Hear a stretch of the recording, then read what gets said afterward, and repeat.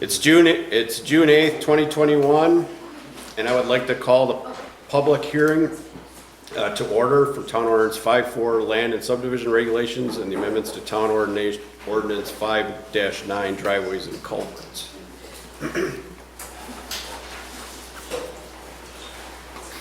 Is there anyone in the audience that wishes to speak? Yes, I do.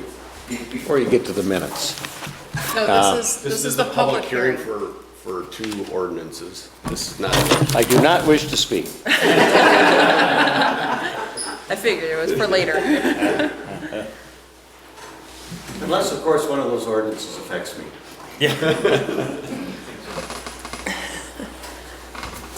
So just call it 3 times. Make a call once. Is there anyone that would like to speak on behalf of the ordinances? Make the second call. Anyone would like to speak? I'll make the third call for anyone that would like to speak. I'd make a motion to close the public hearing. Second. All in favor, say aye. Aye. Aye. Public hearing on June 8th for the Town Ordinance Land and Subdivision Regulations and Town Ordinance Driveways and Culverts is closed. Adjourned.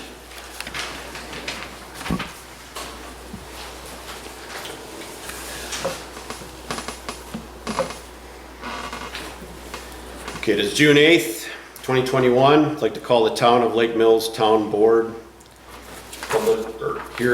meeting to order.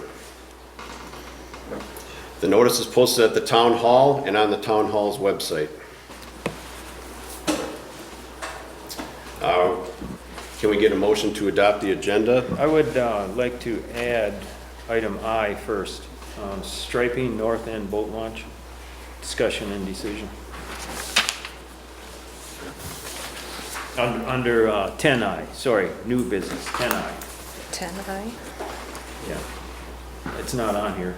So it's north end or End referring boat to, okay, Park Lane. Park Lane. Okay. Yep.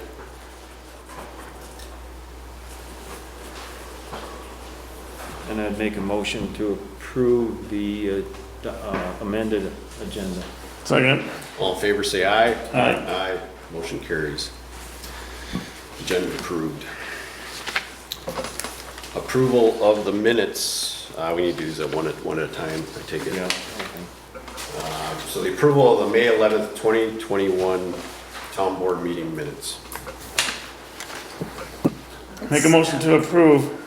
Second motion. All in favor, say aye. Sir, Good discussion. may I address the board? Absolutely. As the chair knows, because I've discussed this with him, I come in peace as a friend, but I come to make a point. First, I'm John Lobbs. Okay, I was going to say, state your name, please. I'm the treasurer of the Rock Lake Homeowners Association. I'm sorry I was not here for the last meeting. At the last meeting, a motion was made by Supervisor Heinz, which is described in the minutes as to have the dry ponds in Shoreward Hills subdivision phase 1 and 2 cleaned out by August 31st. The actual motion was the homeowners association for phase 1 and 2 should get the ponds maintained by August 31st. I think you all know from a special meeting you apparently had that the homeowners association does not own that land. I would like to have the motion stated as it was in the minutes. So it's specific. Later on in the agenda, when we get to discussing maintenance of the dry ponds there, I respectfully request that someone make a motion to reconsider that motion and then lay it on the table and we can move forward. Thank you. So you're asking that instead of saying cleaned out, you're saying maintained? No, I'm asking that it say, that the motion is, as you stated, that the homeowners association have it cleaned out by August 31st. I know that that's an error. Striking out the Shorewood Hills subdivision. That's the way it's stated in here right now, I think. So it'd be the HOA instead of the Shorewood Hills subdivision, phase 1 and 2. No, the motion was made by Heinz to have the dry ponds in Shorewood Hills subdivision phase 1 and 2. That's correct. Be cleaned out. The actual motion should have said by the homeowners association by August 31st. To be cleaned out by the homeowners Yes. association. Yep. Now, I understand that we don't own it, but I just want the record to be accurate here, so that when somebody looks at this later on and says, who was going to clean it out? The motion didn't say what's going on. So my point would be, make the minutes accurate and then clean it up later. Okay. Thank you. Any discussion on that, or are we good with that? Yeah, I would just, like he stated, add cleaned out by HOA by August 31st, 2020. So you accept an amendment, and Dave, do you accept the amendment? I do. Okay.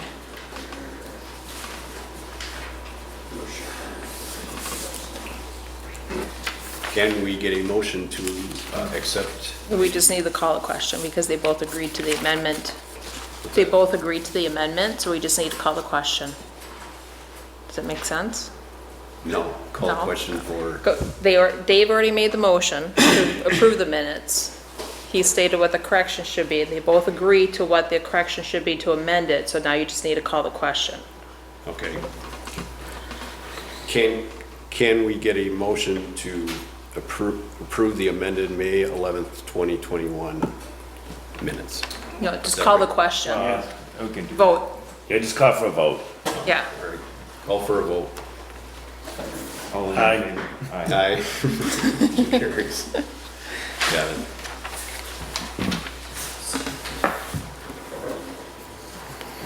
Okay, can we get a motion to approve the May 25th, 2021 special meeting? I'll make a motion to approve May 25th special meetings as printed. Second. Any discussion? All in favor, say aye. Aye. Aye, motion carries.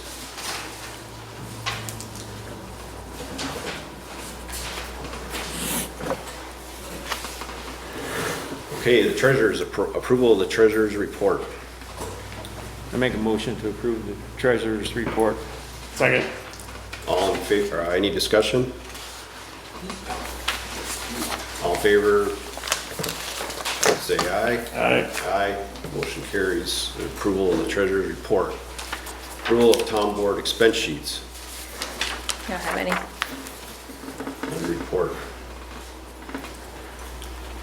Approval of the general fund vouching. I'll make a motion to approve June's disbursements of $112,678.47. Second the motion. We have one amendment, because we need to pay the Jefferson County Highway Aid share, which is additional $3,775, and Sharon has a new total. The new total is $116,453.47. Okay, I'll amend my motion for $116,453.41. 47 cents. Get a second? Second. All in favor, say aye. Aye. Aye, motion carries. The approval of the general fund vouching amended. Reports, Chief Miller. We had 29 and a half hours of boat patrol for the month of May, 13 and a half hours of administrative hours. Issued 4 citations and 2 warnings.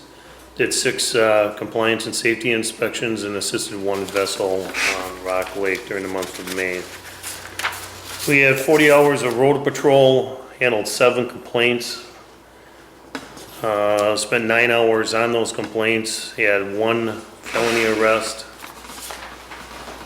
Handled 1 traffic crash, total of 18 traffic stops, 5 warnings, 19 citations, 2 ordinance citations, 9 and a half hours running stationary radar. did 4 residence and business checks, and did 7 park checks during the month of May.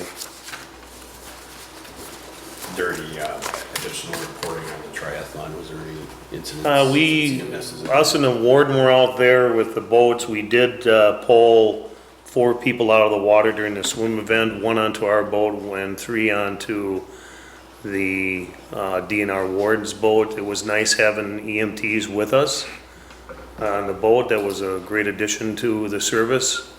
Overall, though, it ran smooth. There was obviously issues in the city that you saw and I saw, but that's gonna be addressed with them.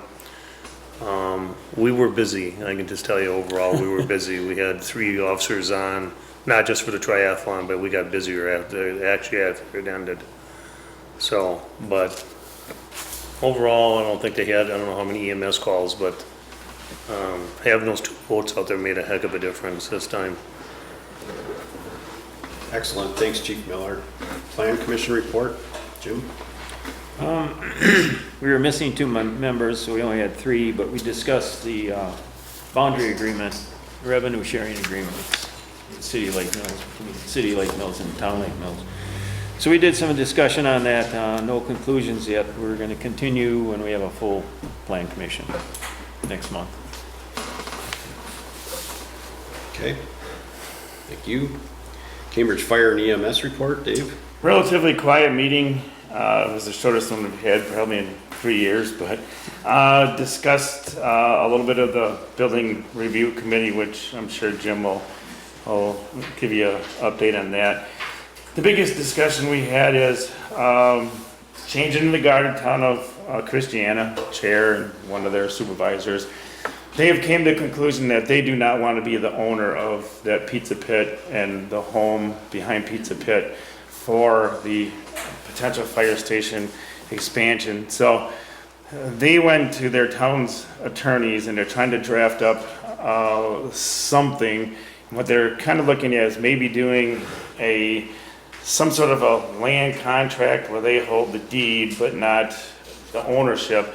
And right now, the money that is received from the rent payments would be more than to cover the interest on that land contract.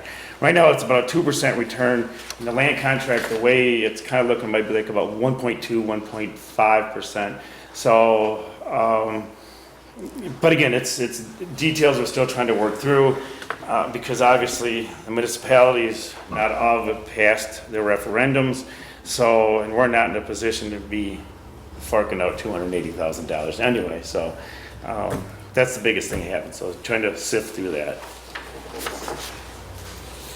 That's about it. Great, thank you, David.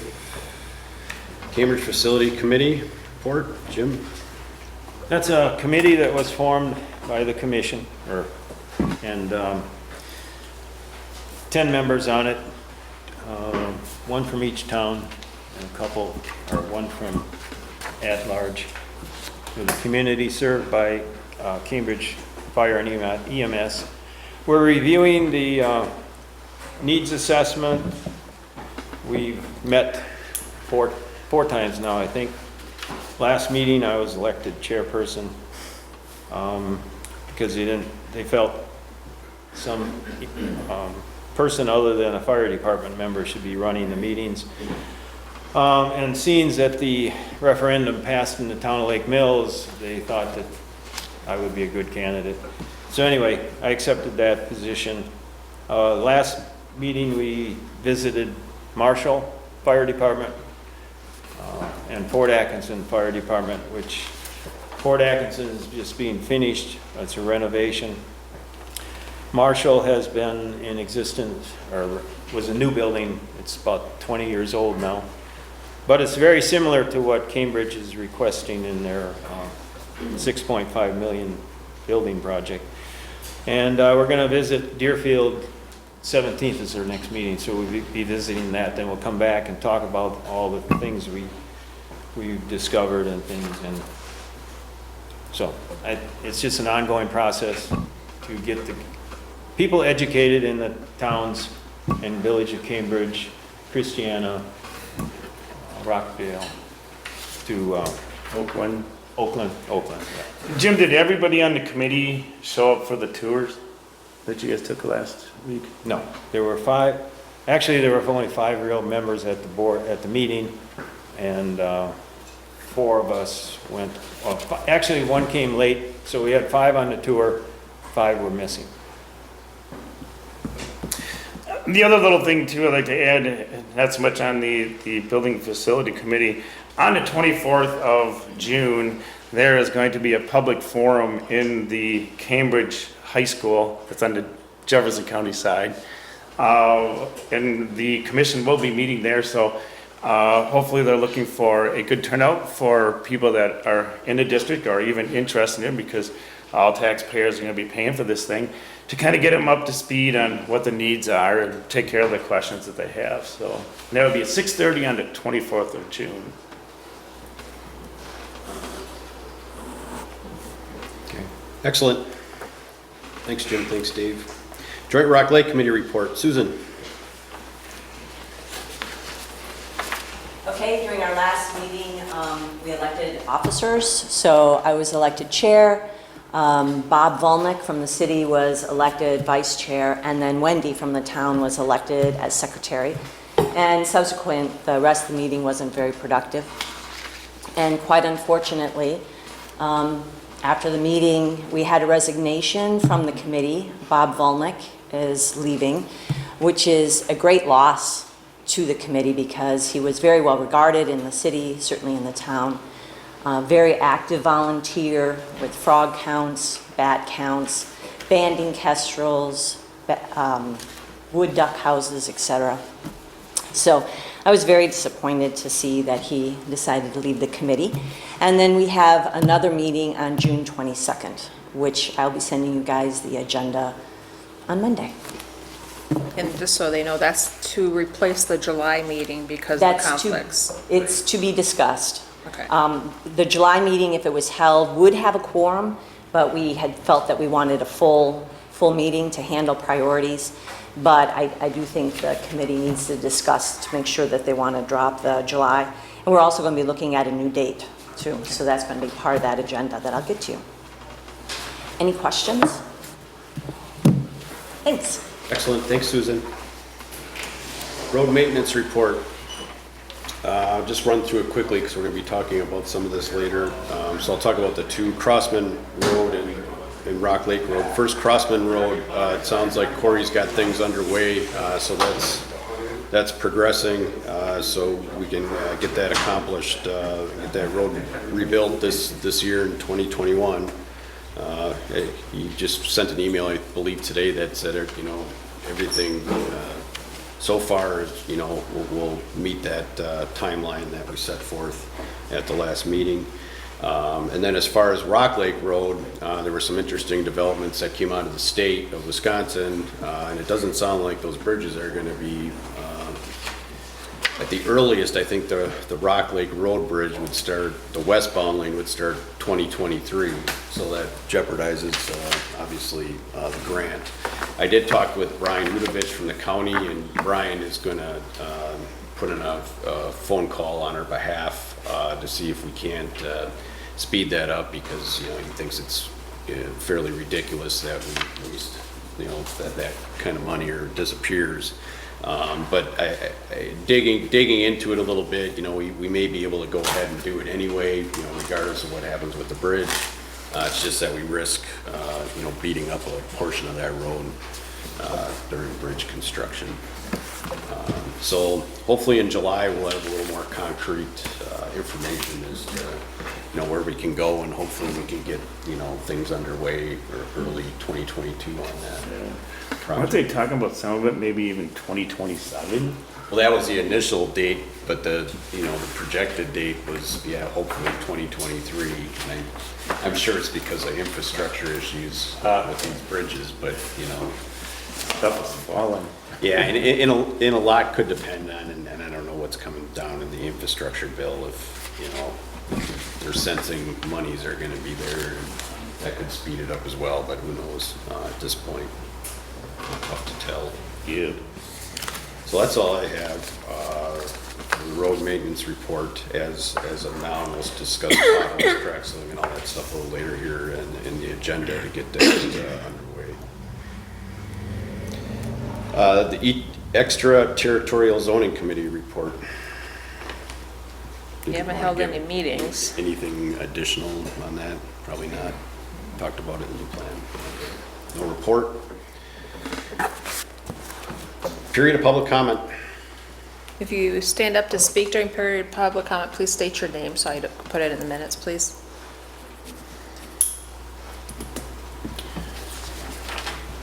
Nobody, okay. I just got one thing, I don't know where it comes under, but I attended the meeting last night for the Jefferson County towns. It was on the ARPA, the American Rescue Plan Act of 2021. There's nationwide, there's $1.9 trillion in that bill. And the town of Lake Mills would be getting around $211,414. Half of the money is coming soon. It comes through the state of Wisconsin for towns under 50,000 population. So we'll be getting half of that money soon from the state. Second half comes 1 year later. Sounds great, except What can you use it for? what can you use it for? I watched the webinar today. So there's not a lot of things that I see right now that the town can use it for. The money, you have until end of 2026, December 31st, 2026, to spend the money. If you don't spend it, you've got to return it to the state. And, oh no, there was something else I wanted to say. Oh, we have a DUNS number, D-U-N-N-S. Duns and Sam. S-A-M. Okay, you do. And we do have this, I brought some literature from the Towns Association that I can give to you. It's Okay. a PowerPoint presentation, and then you can give copies to Dave and Tom.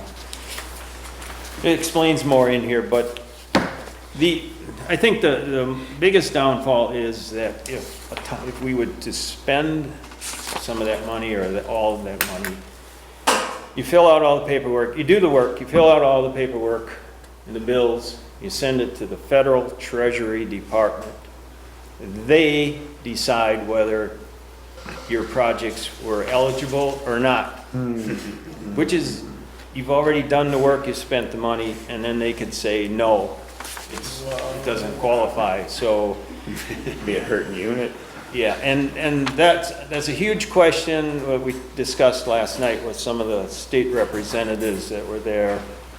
And they're gonna check with US senators and representatives to see if there's any way you can pre-qualify through the Treasury Department to get your questions answered up front, whether you qualify or not before you do the project.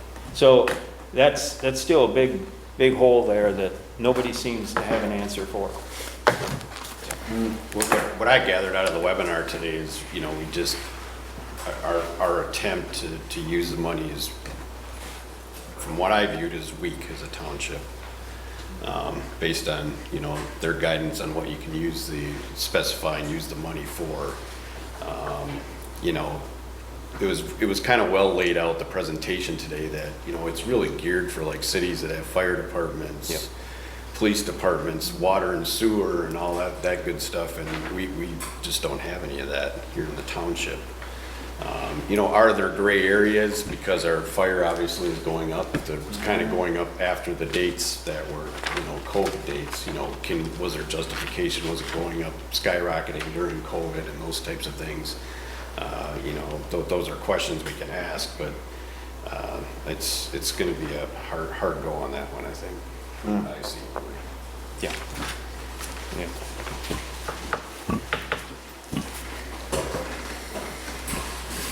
Any other additional public comment? Okay, moving on. Applications, discussion and/or decision of request for special event permit for Cambridge Community Activities Program for the Lake Ripley Ride on July 31st, 2021. Do we have a rep from Lake? Jordan, are you here? Jordan? Jordan Nichols, Executive Director for Cambridge Community Activities Program, also on the committee for Lake Ripley Ride. We're hoping to bring back our 10th year of Lake Ripley Ride. We're here for hopefully permission because our longest route does go through Lake Mills. We anticipate if our numbers are the same as they were pre-COVID, about 75 bicyclists will come through. Not all at one time, they're typically in groups of 2 to 4. I included a map kind of towards the end that you can see which roads our riders will be on. We anticipate around 9 a.m. they'll be here. It all kind of depends on their pace though, as well. It's not a timed event or anything, so there's no, big rush to get through. Be happy to answer any questions that you guys may have. You refer to medical personnel as, you notify the local EMS, is it local EMS Cambridge or Lake All Mills? of them. Yep, Lake Mills, Cambridge, So Deerfield. that's been done already? Yes. So we also book like North, the shelter, that's done. Deerfield, I believe we've been approved already. You guys would be the last approval. You haven't heard back from Dave? Ouch, sorry. I'm trying to remember. I'm not positive. And on the course, because it's a longer course with a lot of, it's like 90-degree corners, and maybe Chief Miller can respond to this. Is there like support personnel or Jefferson County Police, or is there, what does that picture look like for some of these blind corners? So the only on course we have are, the signage that look like your typical yard signs, and then arrows that are biodegradable that we do actually rip off, depending on the type of corner, every 25. So we start at the corner, go back 25 yards, arrow, 25 yards, arrow, 25 yards, arrow.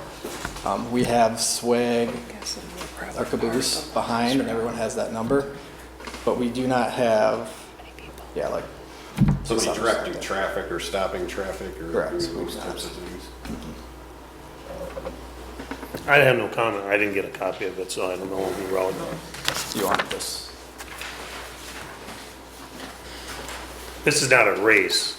This is just a ride. Just a ride. Correct. So it's not like they would be following They'd be all the traffic following- laws that bicycles have to So they're gonna stop follow. us, yeah. Correct. It's a ride and not a Yep. race. It's not a timed race. There's no competition. There's no award for being the first one done. It's just, it benefits JDRF and CAP. All the proceeds do.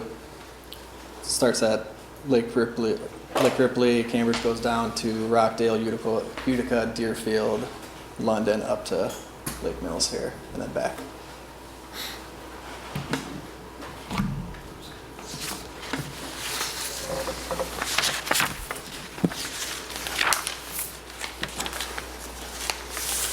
Anyone else have any discussion? I can tell you in the past, we've never had any issues with this ride. Not this one. Make a motion to approve the special events permit for the Cambridge Community Activity Program for 7/31/21 from 7 a.m. to approximately 2 p.m. Can we get a second? Second. All in favor, say aye. Aye. Motion carries. And Jordan, I'll send you a copy of things when it's signed. Okay. Oh, yeah, sure. Discussion and or decision of certified survey map for Terranina Vet Clinic on County Road V. I guess you kind of need to contact, don't you? Now, this came from the county, and it's in that ETZ area. It did not go through the plan commission because it was sort of being bounced around between us, the county, and the city as to who should be signing off on this because it's in the ETZ zone. The county in office just signs off on these. They don't go through the county board or the zoning board or anything, so. The only comment I had, I talked to the city manager about this and asked him why it didn't go through the ETZ committee, and he stated that certified survey maps are not required to be reviewed by the ETZ. So we can take that for what it's worth. He said the town and the county just review them. It's unfortunate that it didn't go through the plan commission, but I guess it's just combining two lots that are already occupied by the building anyway. All right, yeah, so setback. The only other thing is I questioned or why, see, they're adding on to the building, they're putting an outdoor treatment area, they're redoing the roof line a little and things like that. So my question would, I didn't ask him specifically about that, but per our boundary agreement, which we're reviewing at the Plan Commission, I feel that that should have been run by the Extraterritorial Zoning Committee to approve his plans, which were done probably a year ago already. So I guess, I don't know if our boundary agreement's working the way it was planned to be working. And the Plan Commission will be looking into that, so, you know, I guess I don't understand. Years ago, when it was first started 20 years ago, I was on that ETZ, and we did review anything that happened in that north area, the ETZ area. We reviewed signage, things like that. The vet clinic put a new sign in a year ago, which was never run by the ETZ also, so it's just not working well. My only comment. So I guess we just approve this. I'd make a motion to approve the, Second. All in favor, say aye. Aye. Hey, Robin, we did have that letter from John Ray Letter from John. for the EZT. Yes, You want to yes. just address that in correspondence probably, because that's kind of what it was. Yeah, I can see if I got that one. I was kind of holding that for the Plan Commission to address That that, could be too, yeah. Yeah. That's fine. because that seemed more appropriate for what they were That's- discussing. That's fair. Discussion and our decision of the annual liquor license renewals, new business. So what we can do to approve these is take it by what license it's for. Get the packet out here. Go by the list here. So start with the combo Class A licenses and just do each of the categories. make a motion to approve the combo Class A liquor and beer license for Idnar Singh, Lake Mills Travel Plaza on Highway 89. Second. All in favor, say aye. Aye. Aye. Motion carries. Make a motion to approve the Class B liquor and beer license for TD Ready Incorporated, London Depot, and Rutabaga Farm Incorporated, Crowville Oasis. Second. All in favor, say aye. Aye. Aye. Motion's carried. You want to continue on these other ones, all these? All of them have to be approved. Each one individually? You can continue to do a group under that particular license if you'd like. Make a motion to approve combo Class A liquor and malt for Didnar Singh, Lake Mills Travel Plaza. Second. All in favor, say aye. Aye. Aye. Motion carries. Make a motion to approve combo Class B liquor and malt for Rutabaga Farm, Crowville Oasis, TD Ready Incorporated, London Depot. Second. All in favor, say aye. Aye. Motion carries. Make a motion to approve cigarette and tobacco products over the counter for D&L Investment, Lake Mills Travel Plaza, Rutabaga Farm, Inc., Crowville Oasis, TD Ready Incorporated, London Depot. Second. All in favor, say aye. Aye. Aye. Motion carries. Make a motion to approve non-intoxicating beverage for DL Investment, Lake Mills Travel Plaza, Rutabaga Farm, Crowville Oasis, TD Ready Incorporated, London Depot. Second. All in favor, say aye. Aye. Aye. Motion carries. Make a motion to approve manager's license for Jeffrey M. Baumgardner, Crowville Oasis, Lori Ann Berger, Lake Mills Travel Plaza. Second. All in favor, say aye. Aye. Aye. Motion carries. Operator's license, make a motion to approve for Kaylee Porter, London Depot, Andrea L. Rain, London Depot, Michael M. Michelle? Michelle M. Morgan, London Depot, Becky A. Reddy, London Depot, Nathan V. Johnson, London Depot. Sherry A. McGraw, London Depot. Devon M. Whitey, Lake Mills Travel Plaza. Harinder Singh, Lake Mills Travel Plaza. Jacqueline D. Adamak, Lake Mills Travel Plaza. Jacqueline R. Davis, Krogerville Oasis. Samantha J. Garcia, Krogerville Oasis. Heather M. Humschild, Krogerville Oasis. Lindsay M. Wiemeyer, Krogerville Oasis. Aurora Westenberg, Krogerville Oasis. And Daryl J. Krejci, I think it's. Krejci, Krogerville Oasis. Second for all the operators Jim mentioned. And Matt, did you do the background checks? Yes, They're all good? nothing, yes. That was all these, right? Yes, So, we're done? you're done. All in with those. favor, say aye. Aye. Aye, motion carries. Okay, thank you.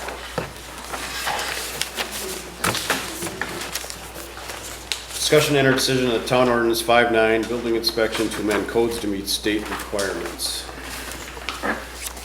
So really, the only change on that is just a little bit of the verbiage in the listing for the codes.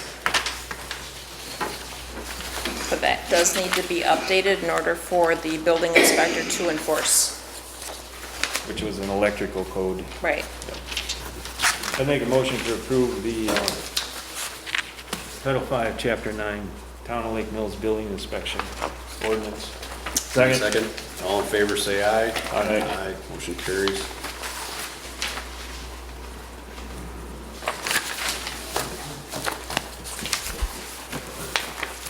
Discussion of Lake Brochure presented by Susan Trier from the Joint Rock Lake Committee. Did everybody get a chance to see it?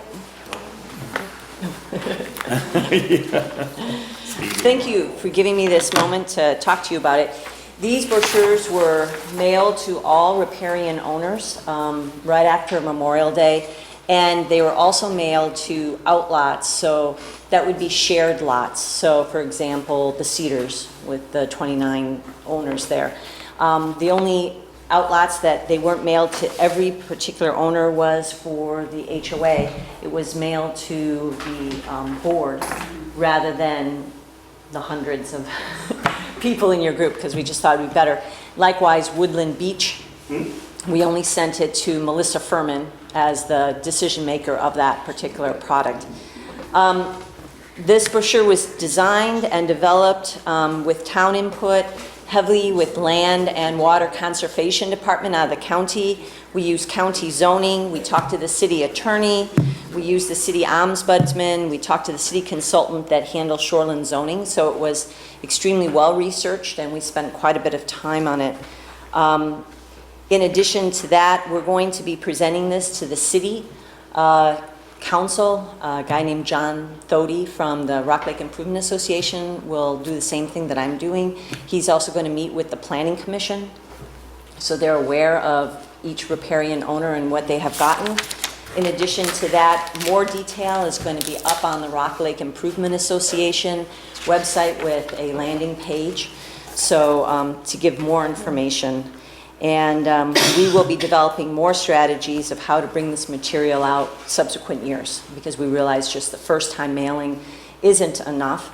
In addition, new homeowners receive a homeowner packet from the Rock Lake Improvement Association, and this will be included in it. This is going to be on the county website as their zoning brochure. I've given the PDF to Robin to see if it makes sense for us to have it at the town under lake information section of it as well. I thought maybe 3 things might be interesting to you, like some of the differences between the town and the city. If you open it up, one side's town, one side's city.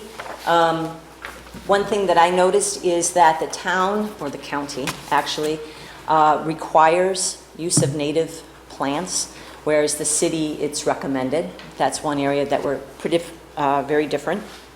The other one is the vision and access corridor.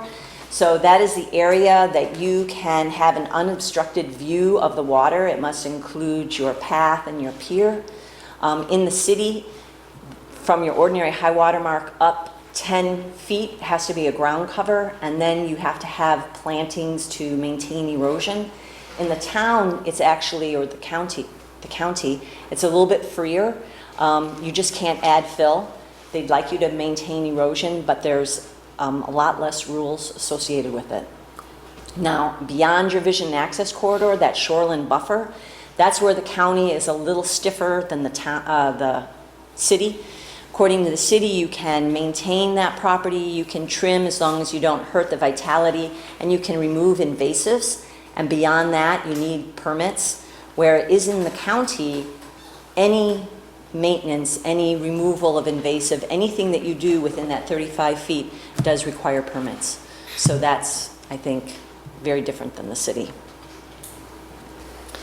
So I think it's an excellent first step in getting people to realize the importance of their shorelines and that there are rules and regulations so that we can try to protect the value of the rock lake and the water clarity. Any questions that anyone might have? I have one question. Where is it located on the county's website? Because I know they're really stringent about what they allow on the website. Is it a link or is it actually printed or like posted as a PDF directly on the website?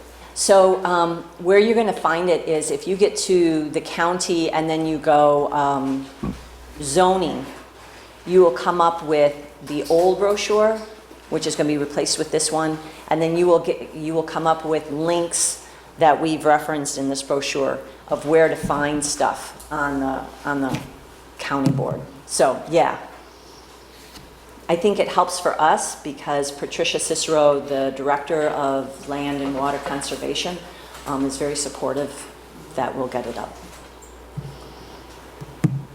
Anything else? Anything that struck you?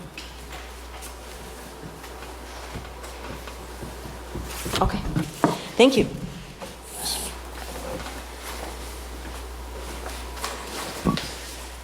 Any discussion on it? No, I think it's, It's just discussion only. I'm good.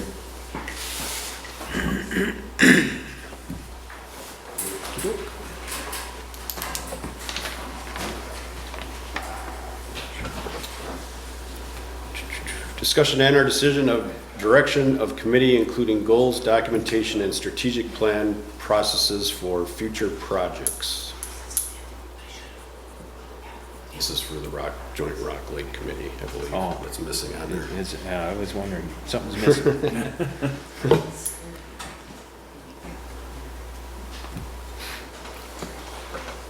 I don't have anything. I didn't know what it was about, so I guess I couldn't prepare. Okay.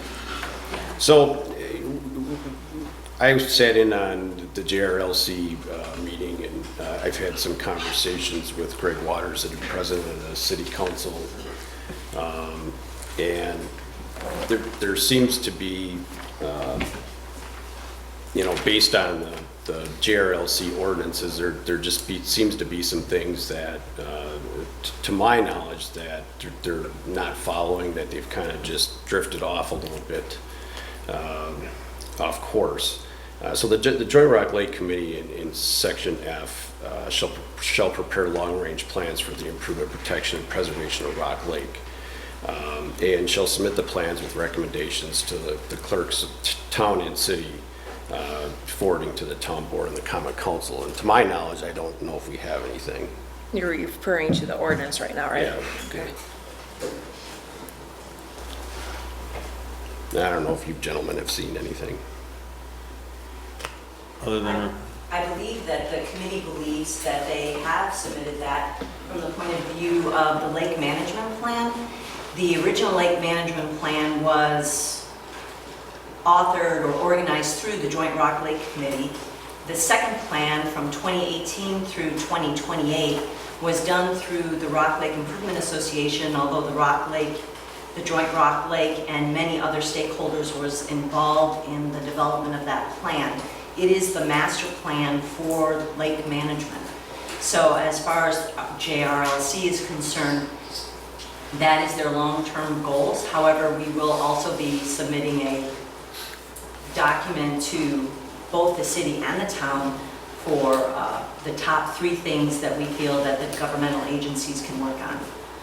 But they do believe that they're working under long-range plans that they participated in with many stakeholders through a lake management plan. Right, there's participation, but it states in here that the committee shall prepare long-range plans, so the actual committee prepares it. That's what the ordinance states. And they were involved in the preparation of that plan, as were motorized boaters and sailors and fishery and DNR and the county.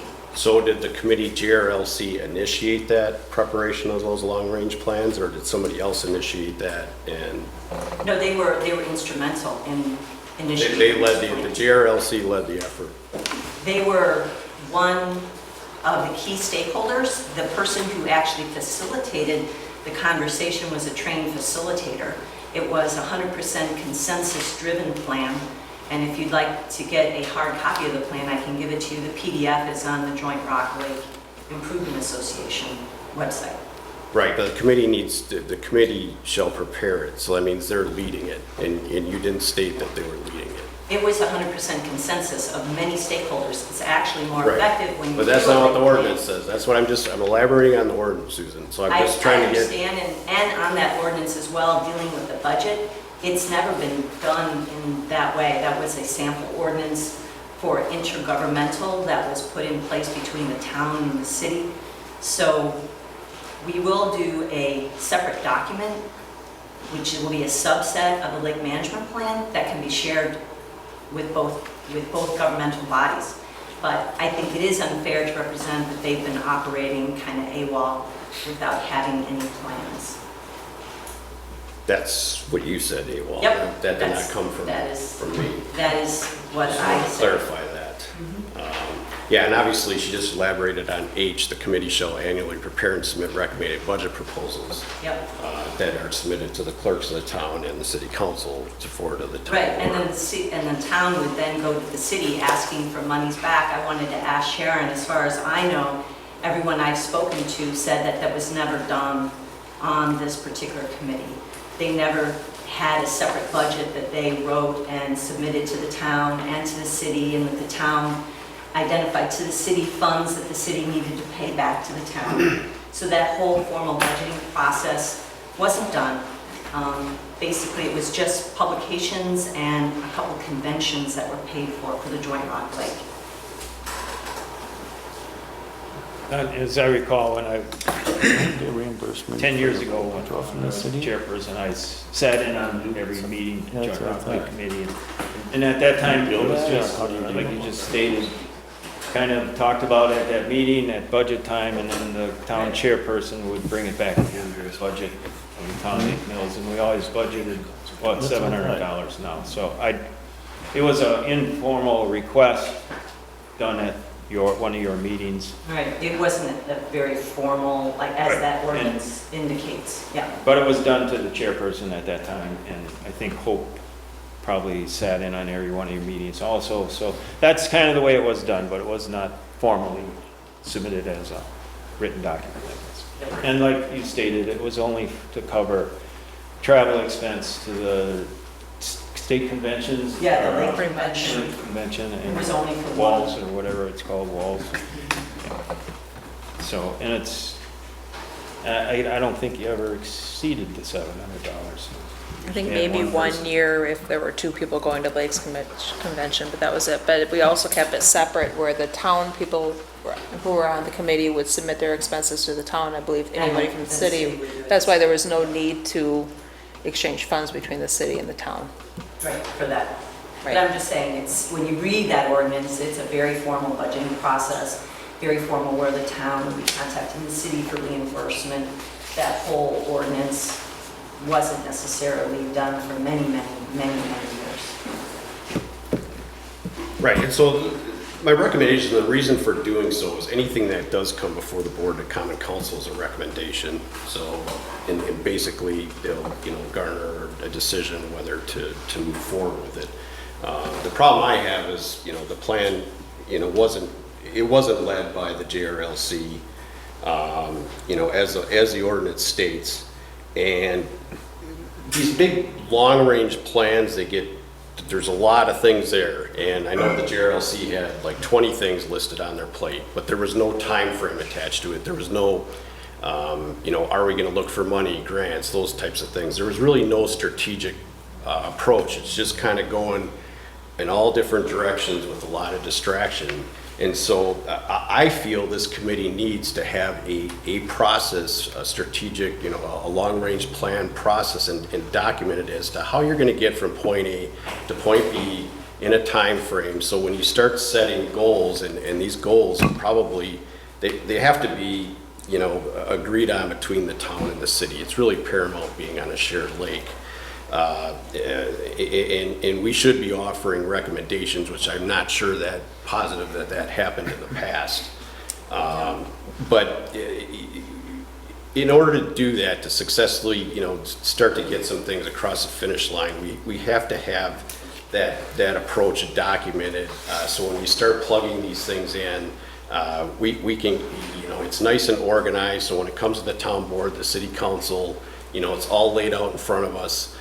Because, from a budgeting standpoint, we're not blessed to have a lot of money in the bank.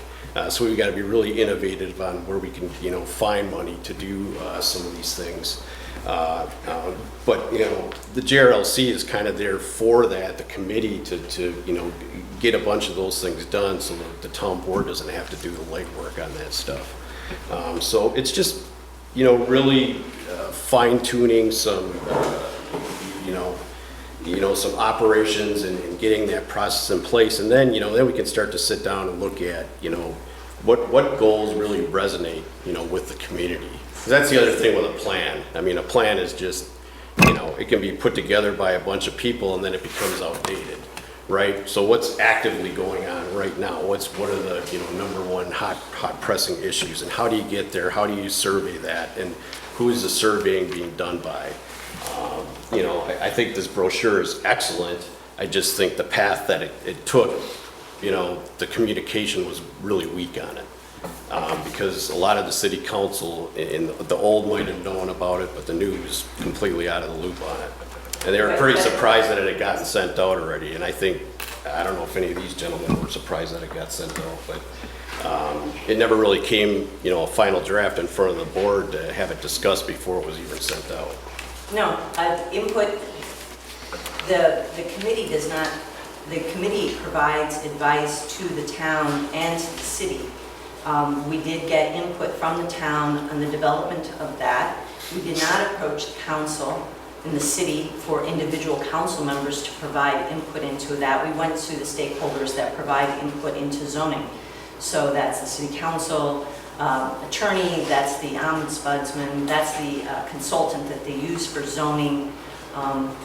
That's who we work with to come up with a zoning document. We will share it with the city council and the planning commission and the zoning board of appeals. And I understand that, but you're kind of sharing it after the fact, after it's final and been sent out already. Whereas I think many of us would agree, and I'm sure the city council would, they would have liked to have seen, how this was going to unfold well before it got sent out. And from a budgeting standpoint, I know the JRLC asked for money from the town board, but there was no money budgeted for it. Well, actually, Tom, the money that for brochures, such as the Rock Lake recreational brochure that the Joint Rock Lake does, comes out of the launch fees, which are quite sizable right now. So yes, Stan did ask for a payment on that. We actually went ahead and got payment from the Joint Rock Lake Improvement Association for it. But the town does have about $240,000 in launch fees, and in the past they have not had much difficulty. As long as the brochures were directed exactly on the lake, they were covered by those fees. We were talking much, it was a couple hundred, so it's currently covered. Maybe next time we do something, we'll bring it to the town in advance and talk about funding. So you don't have to really worry about it at this point. Well, I mean, you're a committee that operates under the town board and the city common council. So we're an advisory committee for the board and the city council. Right, exactly. But you put the JRLC name on here. That's because the and you distributed it without approval from either source, from either the no, city we council. did have approval. From who? from the stakeholders who actually do the zoning. Tom, do you know what the zoning laws are for the lake? No, but what I'm Probably saying, not. what I'm saying is that Joint Rock Lake Committee, Yeah, its name is on here, and Absolutely, you because operate they did under it. the town board and the city common council. And neither party we approved don't this. I didn't operate approve it. under. We No, are the an committee advisory- operates, you're a government entity. We under are the town board. advisory to them. And so our opinion, our advisory to the town and to the city is that this is a good document. And we did review it. So I really don't know what more, Tom. I mean, the town does not provide input on zoning issues associated with it. It first goes to the county, and that's who we work with in great detail, many, many versions of it. I understand that, but you did put the JRLC name on here. That's and- because they were a driving force on it, and they asked to collaborate with the Joint Rock Lake Improvement Association. So they had more manpower to put out that brochure. It was quite extensive. Well, what I would like to see, going forward is a good process in place with way better communication. And honestly, any goals that get set forth or pushed forth, really, you have to come to the town board and city council and just ask and say, hey, does this look right? Is this, we have to have input in on this. We're representing the residents of this town. Okay? And so, the separation of entities, the JRLC is its own entity that operates under the board and under the common council. Well, after our meeting, we'll be giving you the top 3 things that they're going to be working on for the upcoming year. You will make those recommendations to us. We will Based advise on the you on ordinance. the issues. You'll make the recommendations based on the ordinance. Well, I'm not really sure what you're saying, Tom. Are you saying that it's an approval, like the board will say, no, you can't work on that, that is not one of your goals? In the reading of that ordinance, I do not see that as true. It says, and shall submit the plans with recommendations to the With clerks of the town. recommendations, right. Right. But not that you would say, I'm sorry, we're voting this down, we don't approve of this goal that you have? Right, but we want to work together to try to get things across the Agreed. finish line, especially if it's going to cost money. And if you're not going to operate on those premises, then the board's probably going to look the other way. That's what I'm trying to say. Yep, we should work together. There has to be cooperation there, and there hasn't been cooperation and communication in the past. It hasn't been very good.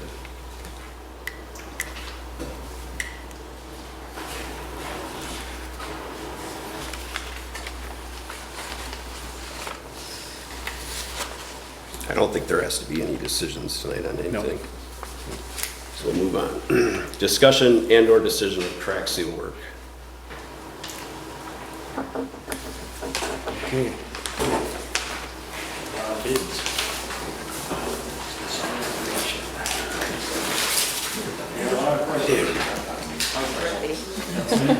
Said they're ready. I know, they're all front row.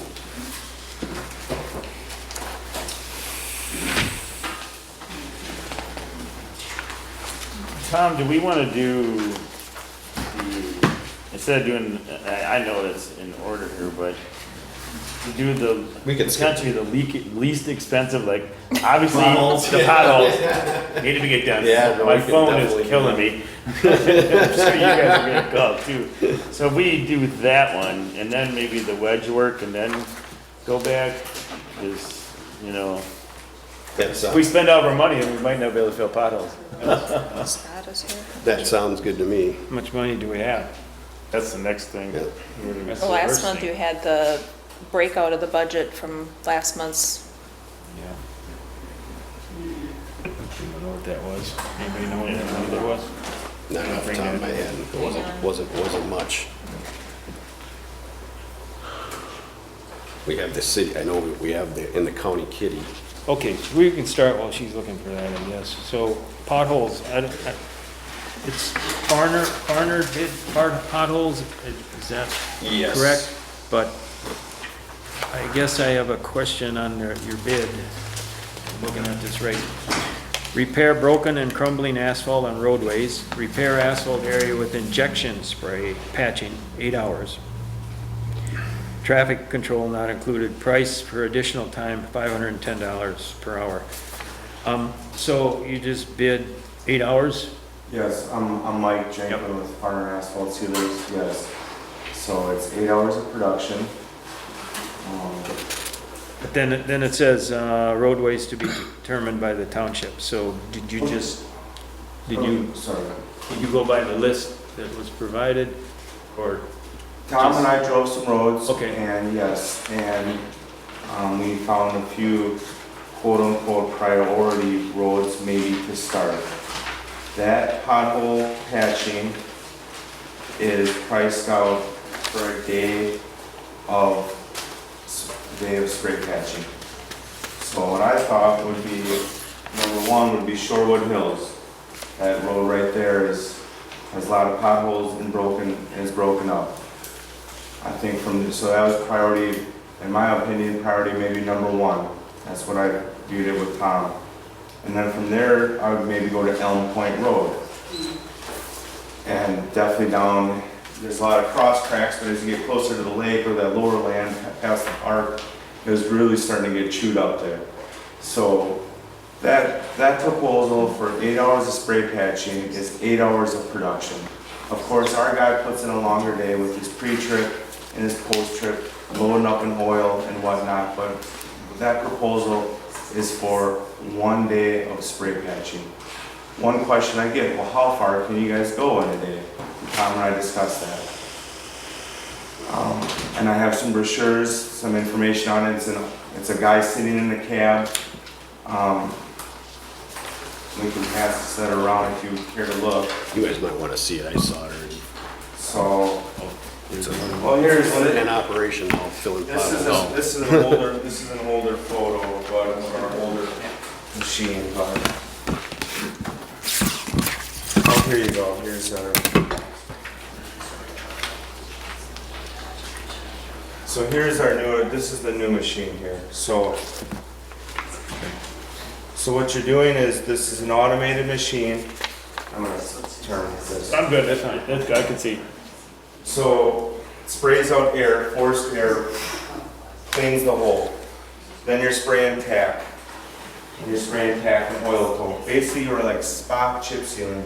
And then from there in the back in the hopper, then we're spraying dried aggregate on top. Like that. And that's what that proposal is for.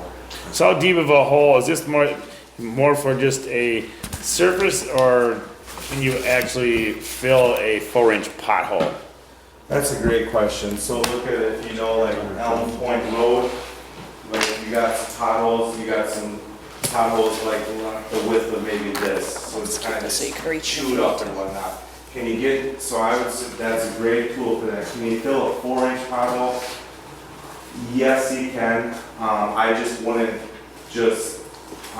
wouldn't just get your 4-inch big old potholes. They're used to just shovel and mix in. And I would just, you may want to be wise with it. Bruce, our applicator, he does sometimes on the side of the truck, because I've worked with him for a handful of years, he does bring extra rock, bigger rock. And so when he comes across a quote-unquote doozy, he might fill that pothole with some rock to get some base in that, to then spray it with tack, to kind of get that filled like that. So, Because did you drive around like Cemetery Road? I know there's some bad craters there.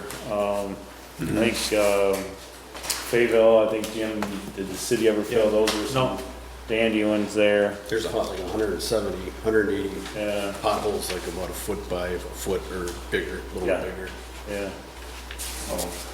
the photo you have right there is our machine from a couple years ago when we had, a guy was driving, Bruce would walk behind it. Last year was our first year with that, and as a company, our capacity has definitely picked up, meaning he's having more production. So that's why I proposed it as a day of spray patch with, if you wanted to add additional. Mike, would this be fair to say that this operation might be better served under kind of the wedge patching section of the kind of the edge stuff that we looked at? Because that's kind of what you're referring to, more of the edge, kind of alligator type stuff. I think I think you're okay either way, to be honest with you. Yeah, sure, it can do some edging, that alligator stuff, but we'll talk with Thunder Road with the process to cover those alligator areas. This is kind of for your spot spraying, your pothole repairing. So, Elm Point Road, for example, like that, where something, I keep using that up. You're past the point of where you can just throw a bunch of rubber in some of that rough area. This would be a great tool for that. Oh, okay. You know, or versus you have your town guy come and throw cold mix or mix in or whatever Yeah. town guy is. Then you drive over it and you hear it hit the bottom of your car or truck. This is kind of what that is. That's what, this is for areas past the point of quote unquote flooding the zone, like an alligator area, so. Yeah, the only thing I don't have a handle on is, you know, for $6,500, that's a day, right? Yes. And after a day, do you have 30% of the holes filled, 50%, or all of them? That's the part that I grapple with. And I totally understand that, and we would go out and we would mark the areas with our applicator just to get on the same page, or at least most of them, to like, this is what we're looking for.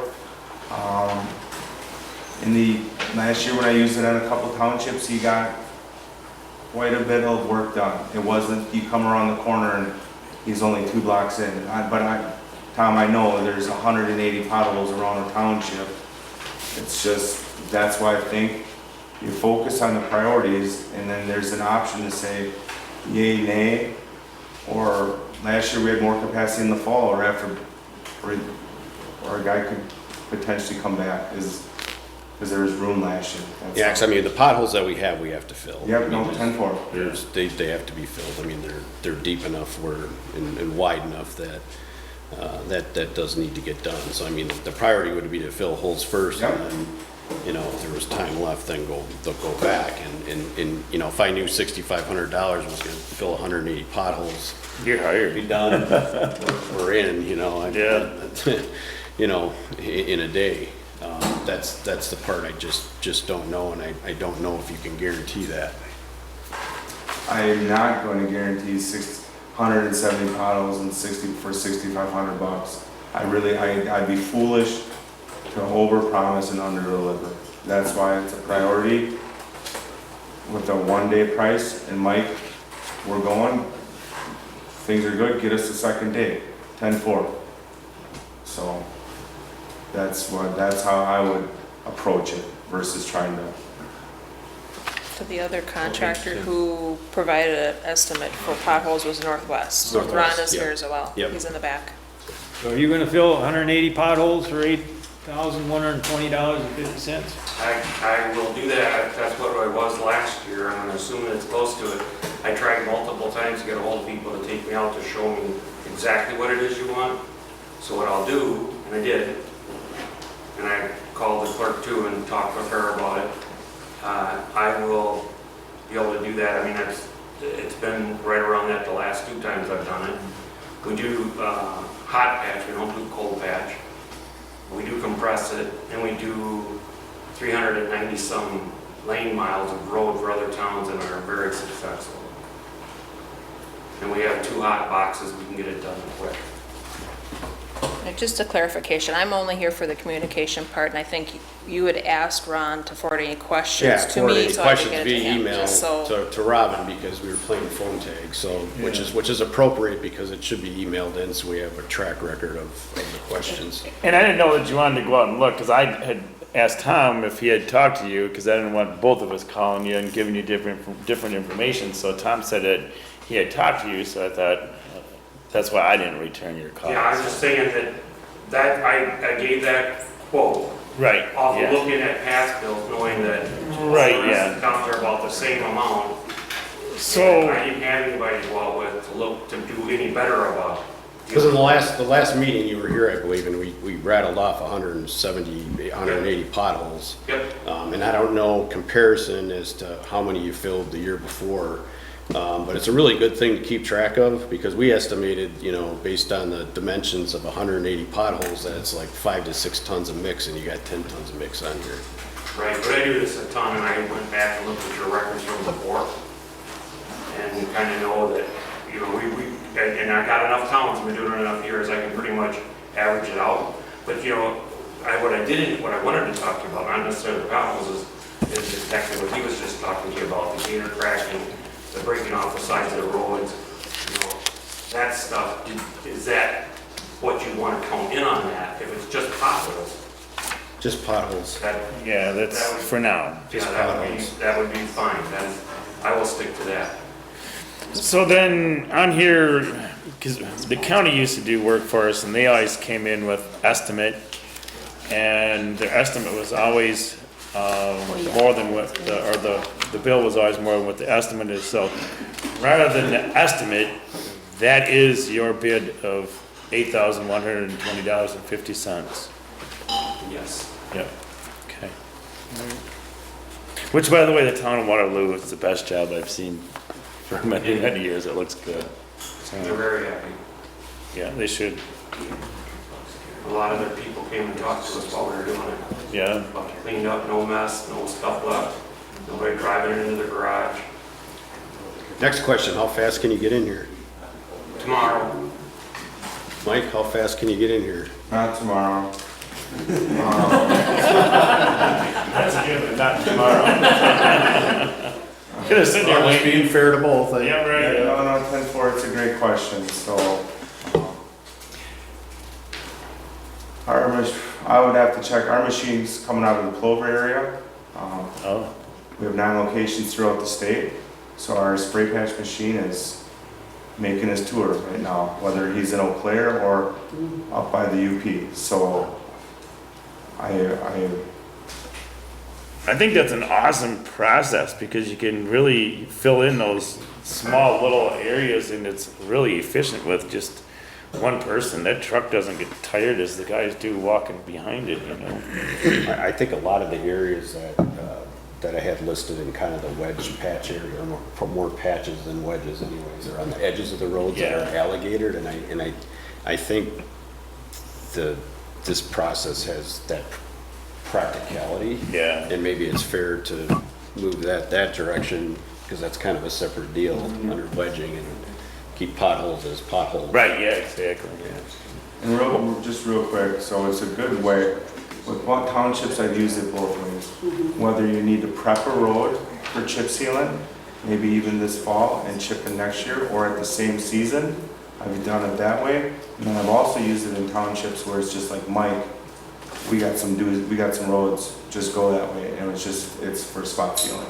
So just when you said the process, it made me just think of it. Yeah. And so just food for thought for the future.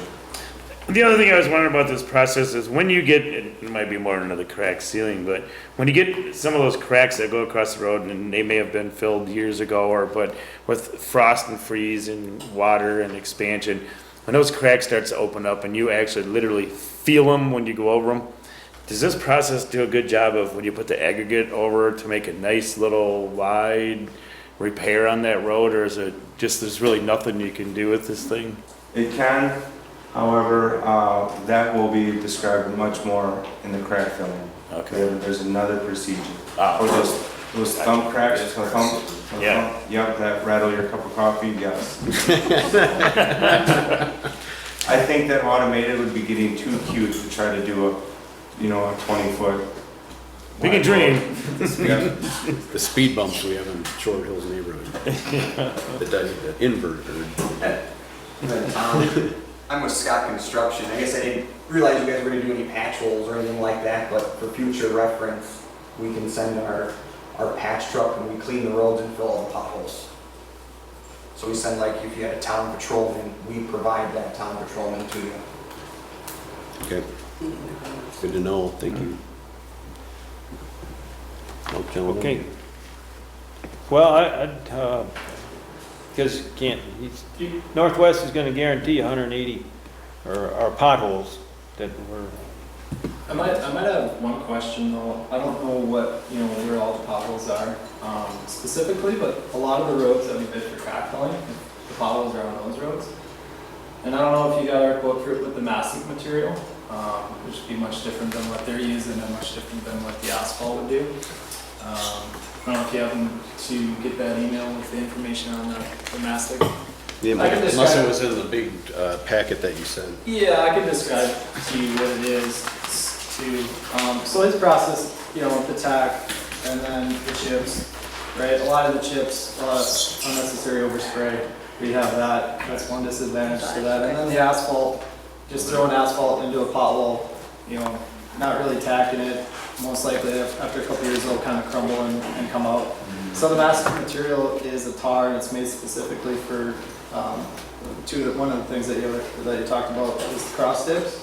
It's actually a flex patch. So not only does it have the aggregate inside the tar, it also has fibers, so you can use it for deep potholes. So you could actually, and we could also we do a lot of mastic work around the area that if you guys wanted to see it, we could show you what it looks like. And actually with some of the Delavan, you could see the end result of it. There's actually areas that, I think it was the town of Delavan, they were going to mill and pave, and we did our mastic material over the top of it, and he kind of said, well, I'm not going to mill and pave it anymore. He kind of saved me that time and money. I can get you, I'm pretty sure we emailed over the brochure, but if you guys kind of want to look at the, how that process is a little closer. It might be kind of advantage to you guys to, how we bid it. We kind of also, if those potholes are on those same roads that we were crack filling, our second proposal with the mastic would probably take care of a lot of those areas. And if you're looking for square footage wise, I think we have like 19,000 pounds bid for the mastic. It's probably about 14,000 square feet. So that ratio. Anything else I'm missing with the mastic? Cross tips, potholes. Your frost cracks. The frost cracks you were talking about, that with coffee shaker, as Mike said, that's what we use the mastic in front of our chip seal crew with them to get rid of those. Okay. So it holds up with when you get the dip. Yeah. If you're getting freeze thaw, you want the tar. If you have those cross tips, you want the mastic material because, like I said, it's got the fibers, it's got the aggregate, and it's kind of all built in the same block. Right. So you don't have any, where the old process of, I wouldn't say old, but current process of, doing a lot of spot sealing is the tar, spread out the tar and then blow the chips on top of that. Right. So this is kind of all one material, and it sticks to the road. It lasts a long time. We did some work in McGuanago, and after 3 years, a lot of the stuff is still stuck to the road. Where a lot of times, you see the process of the tar and the chips. It looks really, really good for like the first 8 months, and after a winter, a lot of those chips kind of get cut down by the plows, and you get that dip back again. How does it perform under sand? Sand. Salt sand mix. No, just salt. Oh yeah, Sand. it'll hold up against that. Yeah. It covers up the nice Brazen. black strip, put sand on there. but you didn't bid that, We didn't bid presently. For the potholes, no, but yeah, we Yeah. did that as an alternative. So other specialized work, instead of see mastic quote on our quote for the crack filling, we sent you a separate proposal for mastic on the specific roads that for crack filling. But that was crack filling. Yeah. Yeah. Not So potholes. anything Not potholes would potholes. be additional Yeah, at but this I'm just point. telling you. Yep, Yeah, for it's future. for future. No, Yeah, it's for your great to know. information, if we were to do that, it might, take care of your pothole problem Yeah. too, if it's the same roads, and I don't know if they are. Well, you can't come here tomorrow either, can you? No. That's all right, let's move on. When you're, It's June, Okay, right? done. Maybe if it was. I would make a motion. That way you do, a lot of people want you to do it, so it's. Make a motion to approve Northwest Services for $8,120.50 for the potholes. Which exceeded the previous cap. Yeah, we need to Just talk so you about tie that. that in so there. I'll second it. The only thing is do we have to, take that back off or just increase the not to exceed number? What do you want to do? Because we had not to exceed $8,000. I really want to rescind the motion from the last meeting, possibly. Boy, you guys are gonna fight over $120. Well, I don't know, it was in the minutes Well, too, it's kind of a so. technical thing, so yeah. It's in the Right. Okay, I make a motion to approve pothole, rescind the, who made the motion? I did, And you have. yeah. I'll make a motion to rescind the not to exceed number of $8,000 for potholes that is in the minutes and was approved last month. Can we get a second? Second. All in favor, say aye. Aye. Motion carries. Now my motion stands to accept the Northwest. So you just gotta call the question then. Okay, Can we get a vote? go ahead and vote. Call the Aye. question. Aye, Aye. get that truck loaded, Ron. Motion carries. Motion carries. All right. It takes care of the potholes for now. No. Now, Okay, so that's, Did we get any information on budget? 100,000. 100,000, okay. that's, no, that's minus the 8,100 then? Or is that the Yeah. total? Nope. No, well, might You got be- 100,000 to begin with, so take it. Okay. Take it off, yeah. But, yeah. I think we can go We back can't there. spend all that, 'cause No, because Never know we about want to snow put plowing or 30,000, trees. 40,000 away for snow plowing. all right. Includes signage, all of that, so. Under crack filling. Crack filling? Yeah. All right, let's see, My that agenda was, here disappeared on me. Here it is. Too many zeros, a million. Fun today. So discussion and decision of the crack seal work. So, there's a lot of cracks. You did a lot of, I'm just gonna go to Thunder first. It looks like you addressed every crack in the nation. I just wanted to clarify that. Is that accurate? I mean, a lot of cracks. Well, that's kind of why we put the pounds too, so you kind of know what you're getting. And to be honest with you, I mean, we like to be fair, and if you're trying to hit a budget, and we can be very honest with you and kind of tell you where we could be at or how many we could do. I mean, I live right up the road, and for us as a company, I mean, the only thing we have is our reputation, so we're trying to do a good job. And we're a woman-owned company, so we're super detailed. And any questions that you guys might have, just let me know. Answer. You got two main roads that are probably your worst, and yet obviously you can see the prices on them. They're probably your longest roads too. Yep. I know Josh, I think, had talked to you, and he kind of told me, hey, there's a lot of cracks in here. We could do a lot, or we could kind of do just the main areas. So actually, that is kind of a scaled down version of, trying to get every crack as you really can on a road like that. Right. So it's just trying to do the best job we can with just how we see the road, and everybody might view the road a little different, like, oh, we should do some here, or we should do some over there, and we have so many areas and so many cracks. I mean, sometimes it's just kind of all on the estimator on how he would look at it, but Josh and I look at the roads together, so we're really good and doing it for a long time, so. We like to, as a company, our foreman likes to get you guys really involved in what we're doing, kind of explain the process so you guys understand what you're doing and what we're doing, and how long it's going to take and why we do certain things. So. And Mike, on yours, obviously, it looks like you addressed probably the more major cracks. Would that be accurate? Based on the roads that you listed here? Yep, so when that initial spreadsheet came out, there's about 11 roads there. You and I discussed them and drove some of those roads, and I thought some of those roads were just not good candidates at all. I just thought it wasn't wise, so much cracking, where do you start, where do you stop? So as I said, we're not gonna focus on that. So I picked out a couple, so I focused just like on Elm Point Road, Shorewood Hills, Conversation, Mud Lake, and London Road. So London Road is probably the best road there, where it had, that just had cracks. There wasn't any thumps or anything, so we focused on that. That's a road when you're doing maintenance, you want to take care of your better roads rather than trying to put lipstick on that beat up road. So that's why that one was proposed. Yes, and then with the Elm Point and the Shorewood Hills, and then do you guys also have a copy of that matrix I sent? Is that part of the bid pack when it? Whatever was sent Yep. is what they have. Yeah, and so just looking at that matrix, so, just the first top two there, Elm Point Road, like I counted 47 cross cracks. That's what I was, and then, yes, since we're there, we're not gonna fill every single crack, but there are a few other major cracks, maybe a longitudinal crack. Our crew is right there, they'll crack fill it at the same time, right? Focusing on some majors. Shorewood Hill Road, I counted 57 cross cracks and focusing on some majors there. And when I say the cross cracks, Thunder Road was talking about their mastic. We have the process different than the mastic.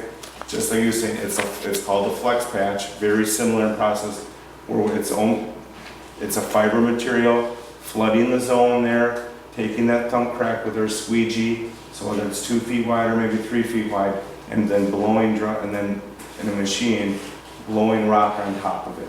Just like you talked about, that loose rock, yes, over time it turns out and stuff, whereas I believe the mastic, that there's a smaller aggregate, but that's all mixed in right there.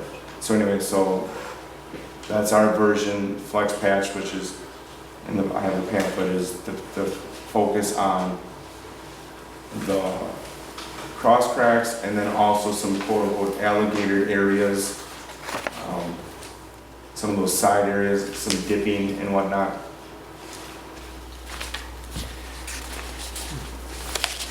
I would agree. I think there were probably 2 roads that we looked at that if, you guys said, hey, let's start off with, let's come back, let's say you have a certain amount of money that you might want to spend, and that's kind of why you got the pounds on there. We could kind of scale down our pounds, or maybe take a road or 2 off that, we would say like, oh, let's not do this one. And kind of scale back the pounds, which would reduce the price, kind of like where his price would be at, So on your proposal, Thunder Road, what's your name, first name? Nick.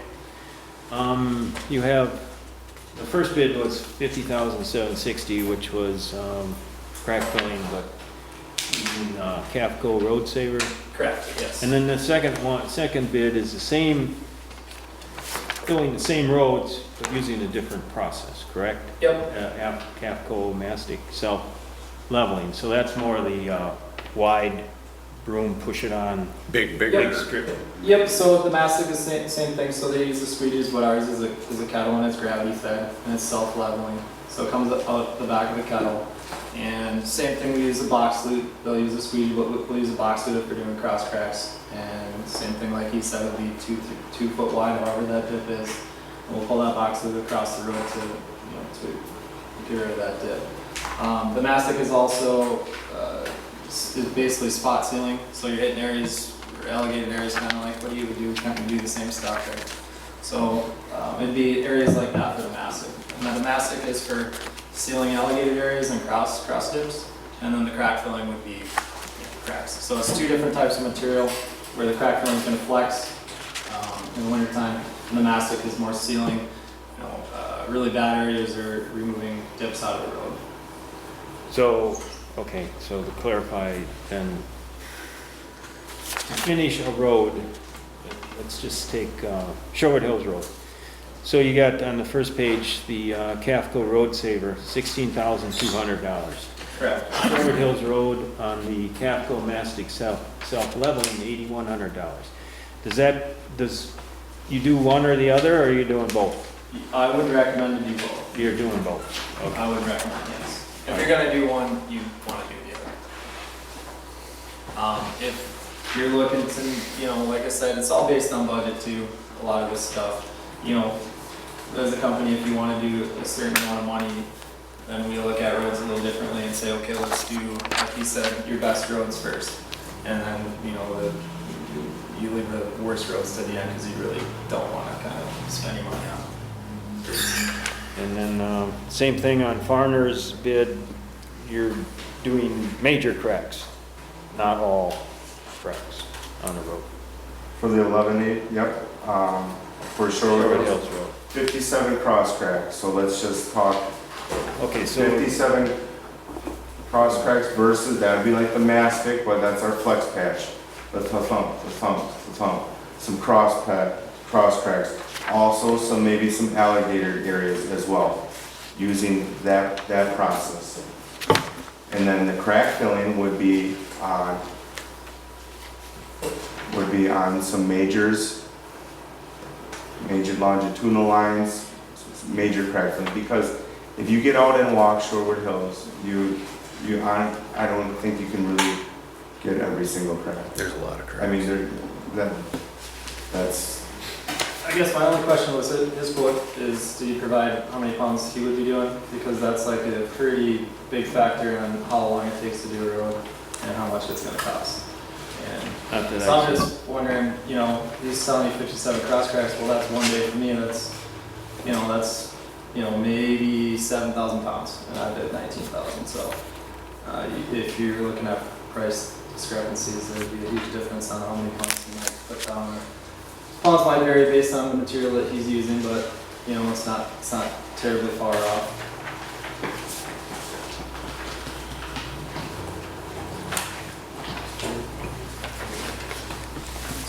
I would say we're crack filling a lot more than what he's proposing if this price is much lower. And that's the hard part about, I was hoping we could do all the cracks for 30,500. Yeah, that caught my eye. But you're saying it's gonna be 80,000. If you do both the processes. majority of them, you're gonna have a lot, you're gonna see a lot more material on the road if, you do it at that price than what you might do. Our road ratings weren't very high on some of these roads either, so I don't pay attention to that. Yeah, I know. Versus spending a lot of money on I it. wouldn't do every road. Yeah. It's just, Yeah, I would advise maybe not to do every road. I can't remember the exact road. Look at a lot of roads, so it's hard to, I don't remember which one's the worst. One thing you can do with your bad roads too is push off the crack fill and probably next year just double chip seal. Save money next year. I don't know, I'm confused.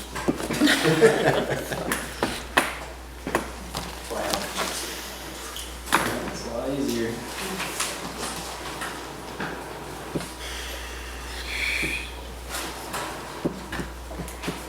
Well, I think the good news is there's not a massive rush on crack filling. We have till early fall to get it done. Yeah, we'd be able to, you could do it all the way up until the snow. So we don't have to necessarily make a decision tonight on that. So we are gonna have to seal coat a road, and maybe we figure that Prioritize out which first and roads. then see what we have left to do in crack filling. Maybe the best option here. Yeah, one thing, is you take like Mud Lake Road, is wait until Ron gets done with it and see what it looks like. gone.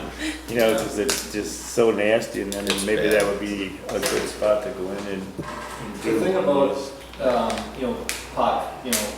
filling potholes is you can only, you really, when you fill a pothole with asphalt, when you patch into, you do need like at least an inch, to be able to get compaction with the asphalt that he's working with. So the mastic, you could basically do as thin as possible to seal areas, or it can go up to 6 inches thick. And I feel like the cold patch probably not going to last very long. So, just question, both of you, I guess. You picking, rather than accepting your entire bid, pick and choose. I don't know what your minimum amount of work would be to come into the town and travel distance and things to do.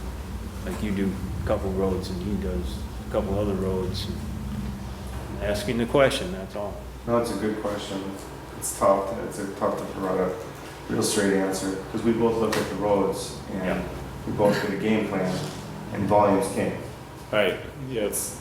The guy mowing lawns can mow 6 lawns cheaper per lawn than just trim it down to 1 lawn. So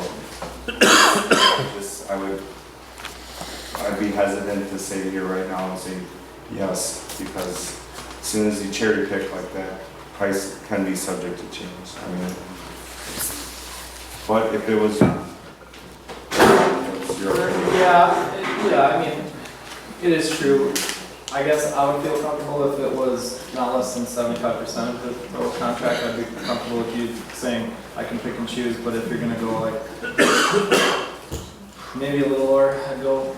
But if you're gonna cut it less than half, I would say I'd probably want to kind of look at it and kind of make a game plan. You guys say, okay, let's focus on these 5 roads, and it doesn't bother me to even rebid them, and I'm sure he doesn't mind either, so.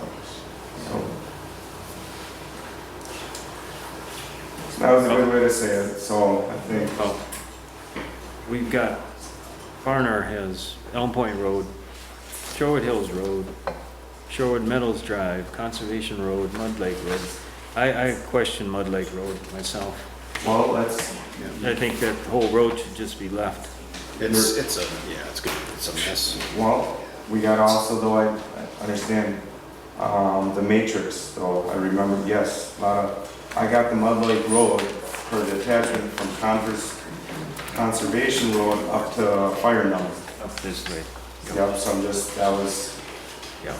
that's, you're right, that's actually the Fire Number Road. Correct, I understand that. And then- And then London Road.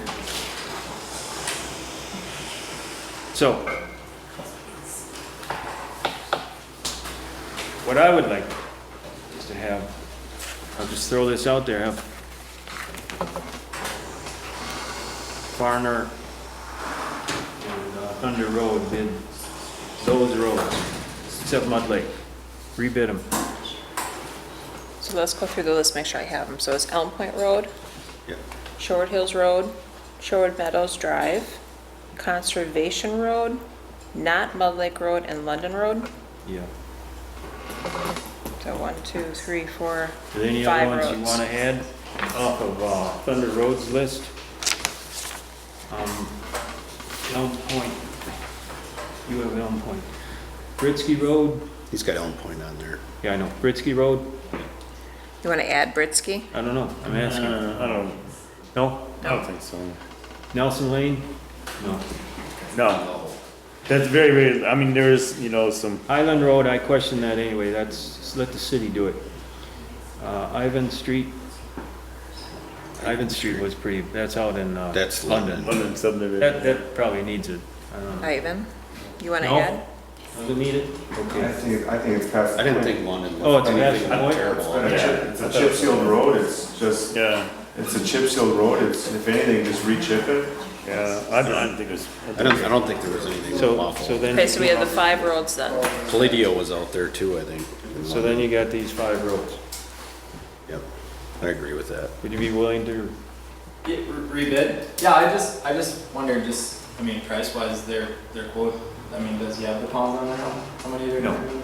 no, We like to bid price per road, because when, Well, ours is an estimate, but I'm just saying as far as the price difference as far as, you'll need the initial bid and how much we're doing. I think, Well, let's- I think what gets us a better handle too what's this? is, you can work this either way, is either, he counted the cracks he was gonna fill.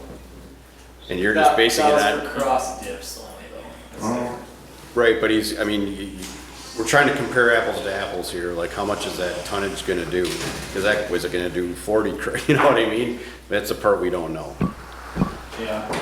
Well, 75 cross for, how many did they say?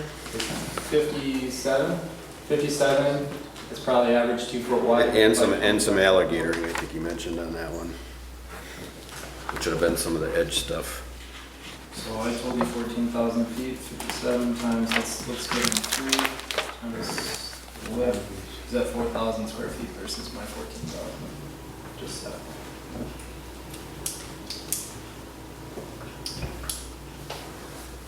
that's all up for the. But we can bid them per road, separate as long as they're the same roads. And, I just don't want to get in I know it's really easy to not crack flow as much and be cheaper. than to try to do a little bit better job and be a little more expensive. So That's why it'd be nice to know a number of cracks, like major cracks, because For the cross tips, we could do that, yep. try to, get some kind of idea of For the estimation. yep, for the master cross tips, we could do that, 100%.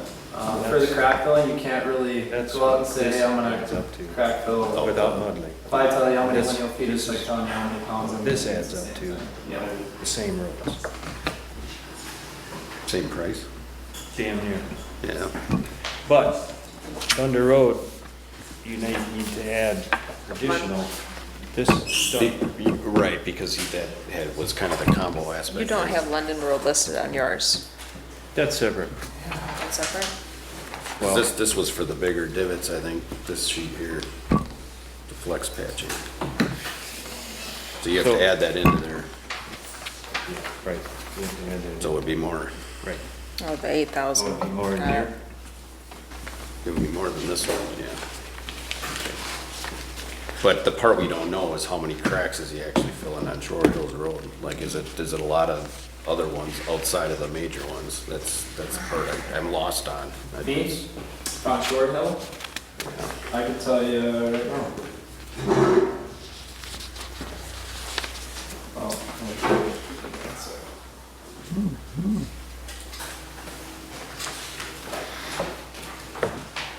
Because otherwise I'd be apt to do the flex patching on the major cracks, because that's your second bid here, it looks like, or estimate. Short Hills, you're looking at 6,500 pounds. About 35, 38, 4,000 square feet.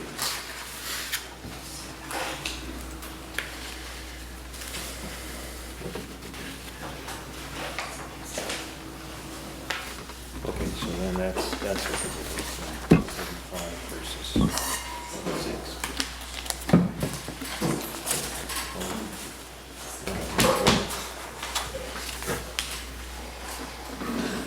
Yeah, we You just, can accept that bid.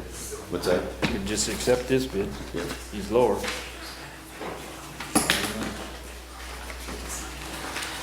David, you have any input? The other thing is, where's that gonna fit for, picking and choosing?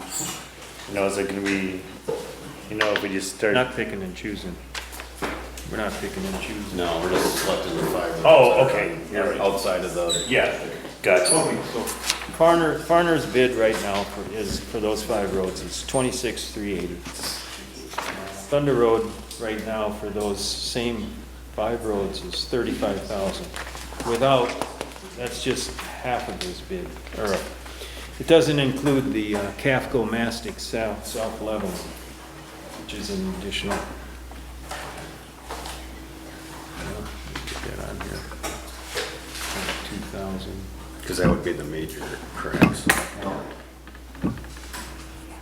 Filling those divot cracks are lower.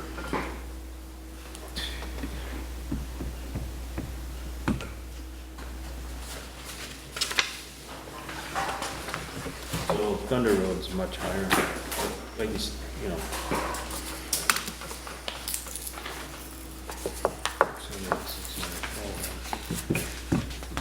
another 11,000, so it's 46,000, something like that. Thunder Road versus 26. But I just want to, so we get apples to apples here, Shorewood Meadows Drive, per my matrix, I thought that was maintenance only at the intersection of off of Shorewood Hill Road. Because I think whether you're flexing, mastic, or crack filling, that road, it's past the point. And I don't think it's past the point of crack filling. So that would be another, one reason why that price is low on that road, I'm just being honest. I got just putting some flex patching, fixing little bit divot areas or whatnot at the entrance there, because that whole little horseshoe loop it's past the point, so I don't know how much. Okay, so London Road, that's a new road, Yeah. only 3-4 years old, right? Yep. That's just. Yeah. So you're just doing what on on that major cracks? There aren't many cross cracks? Not many cross. So that one that's good old traditional crack filling. Okay. We're gonna be routing those cross cracks and crack filling. Because that road is nice and smooth, you know, and it just need to keep the water out of them. Just want to keep it good. Yeah. Bingo, right? And that's where with maintenance, you're extending the life of that pavement. You're maximizing the investment. You're doing a lot less resources on a road like that to make it better versus trying to. I would agree. A lot of problems. I would agree, do better roads, but I also wouldn't mind the opportunity to price the road out, see where we can out to. So, want to do that? Barner? Or motion? Do what? What do you say? I didn't hear you. We haven't priced out London Road, I said I wouldn't mind being able to price it out. so Well, we can- there's no rush to crack seal at this point, so and maybe we'll have a better idea what we have left in money, because this seems to be the major expense over some of the other things we have left here. So we can make that decision, get them to re-estimate, and, get it done in July. Yeah, I think that'd be a good idea to rebid, and if you guys know, if you guys were to drive the 3 or 4 that you might do, or the 5, and you know that if let's say you drive it and you say, hey, I want 60 cross cracks done, that makes it a lot easier on us, for us to say, okay, they want 60, we're gonna do 60, Well- it's apples to apples. I hate to volunteer your time. Ride with each one of these? Yeah, I'll ride with them again. I rode with So Mike that we once, get- So you, Yeah. it's Absolutely. comparable dollars to dollars. It's just the time frame was like this Just ride year. it, ride together. That's the problem before we started. Put them in the van. Bacon, right? I feel One word zebra shirt. You've already spent 3 hours here, so. Yeah. We're okay. All right, so, I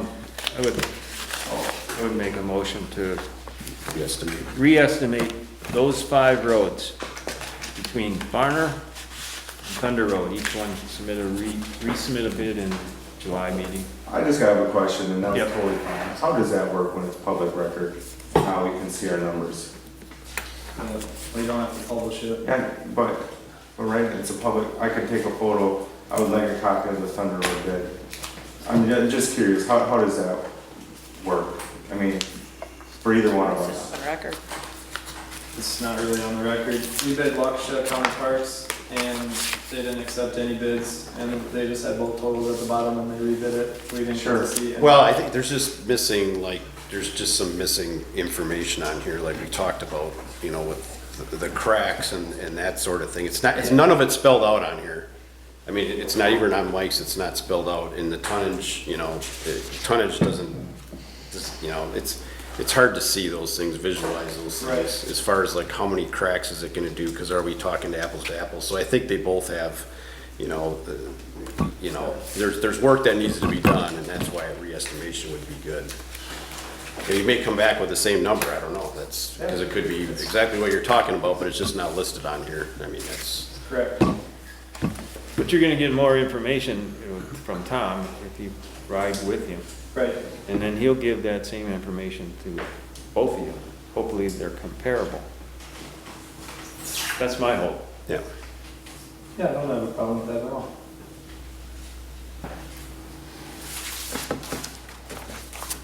I think that's the right thing to do at this point. Just because I'm a little fuzzy on both, just trying to grapple with it.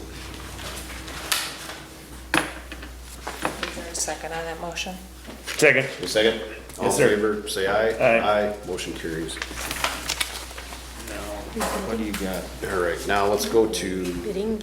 I don't think anything came in for the wedging stuff that I saw. No, nothing on wedging, but we have a seal coat. But we do have Chip seal seal. coat. So discussion and or decision of seal coat work. We had a couple of bids, Garner and Scott.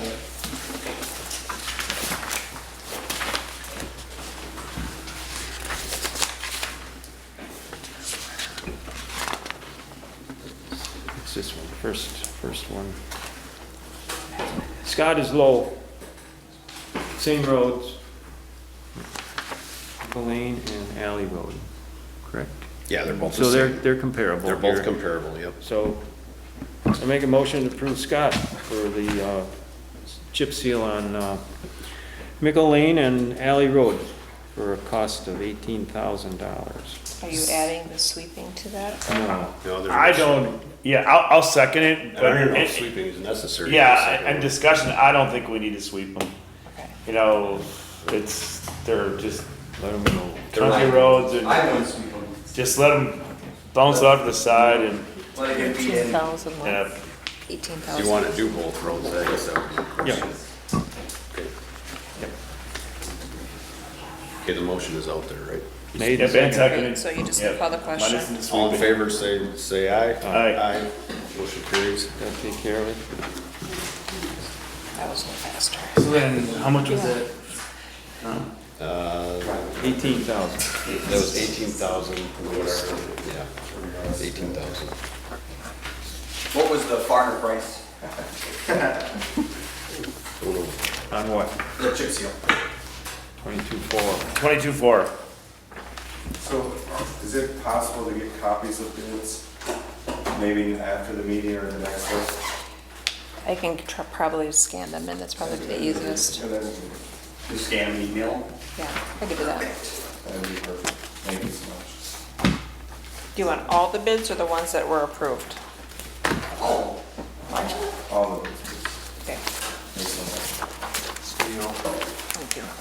And Tom, what about the striping? We just gonna, Well, that's on I. Nope, that's on I, we gotta do that quick. oh, Yeah, sorry.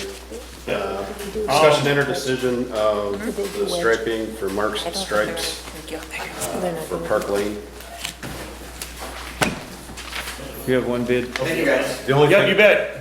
yep, Don't stay up too late. the only thing I had on Make it, sure I have all on the three, that's striping, good. Yeah, that helps. is I sent an X factor Thank late you. in the game. Yep, thanks. Thanks for the opportunity. We're losing the one area where the handicap, With the overgrowth and all that sediment, and I yeah. went down and started chopping on it, and I think I can probably get it done. It's really the kind of cleaning of the ground before they would spray that. would be Right.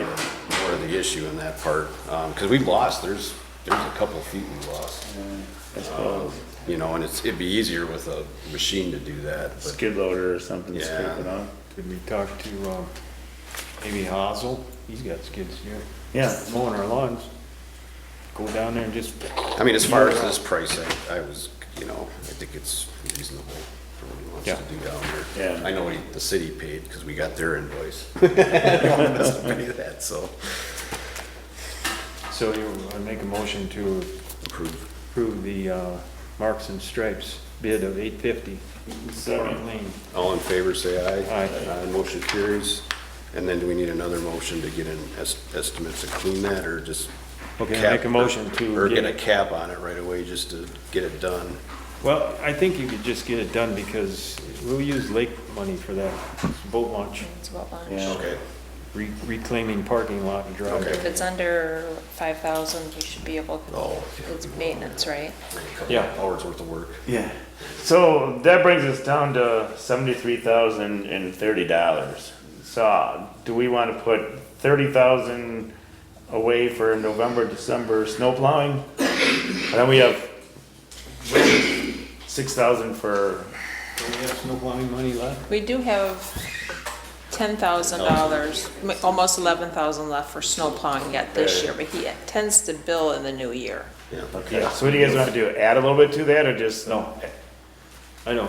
He never bills till January, 2022 Unless it's a anyway. huge snow event or something Yeah. unusual. And you can always ask him not to bill until January anyway, so. Okay.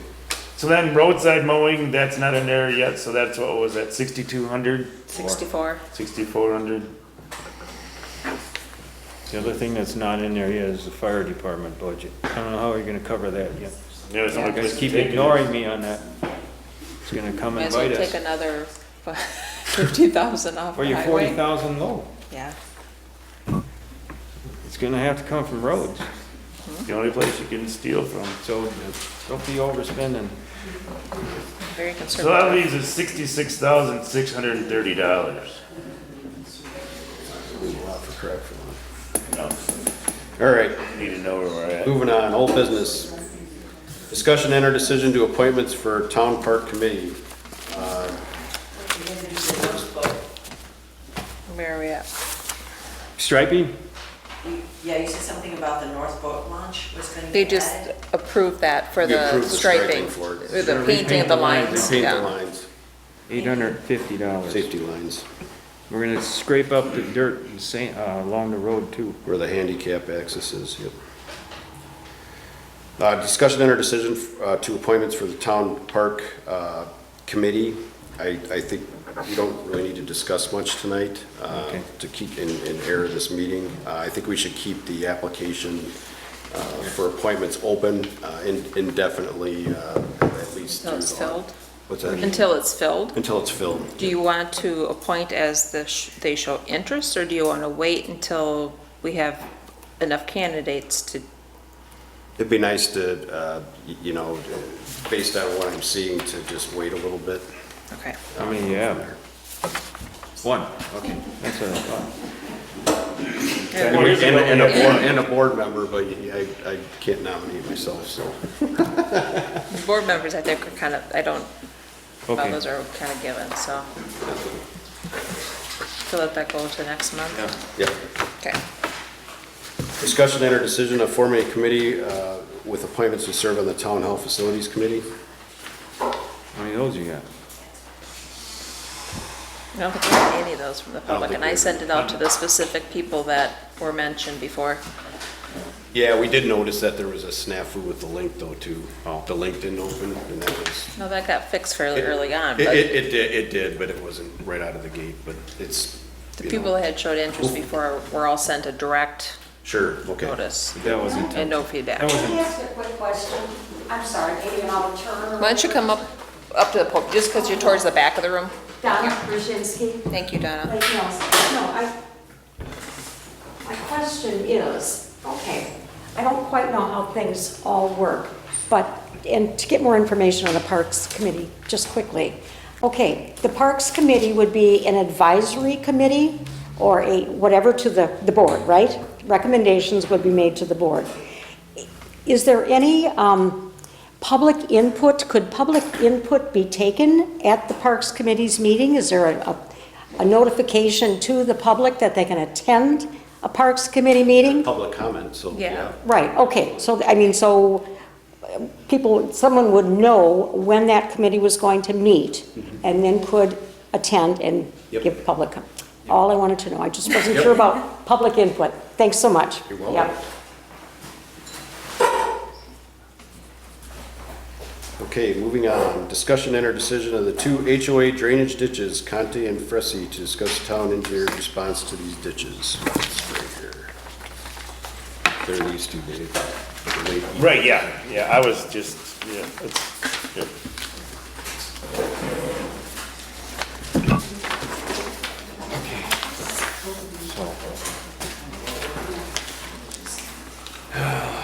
Hi, Heather Kenzie. Yeah, all right. Told to walk up here. That's great. So Corey sent us, That's our town engineer. the town engineer, Okay. an email back. He kind of laid out some specifics based on what he saw, and I had stopped over and kind of, Yeah, we discussed it a little bit. yeah, it's too flat. So basically, the area is just too flat. It's, the other side of the ditch was holding water too, and we got that last rain. It's flat, it just doesn't move in there. They were just lucky to have grass where the other doesn't. So he basically came up with the rock sizing placement, which is 5-inch rock. This size is the D50 size. Some rock is smaller, some is bigger, but the average rock size should be at least this size.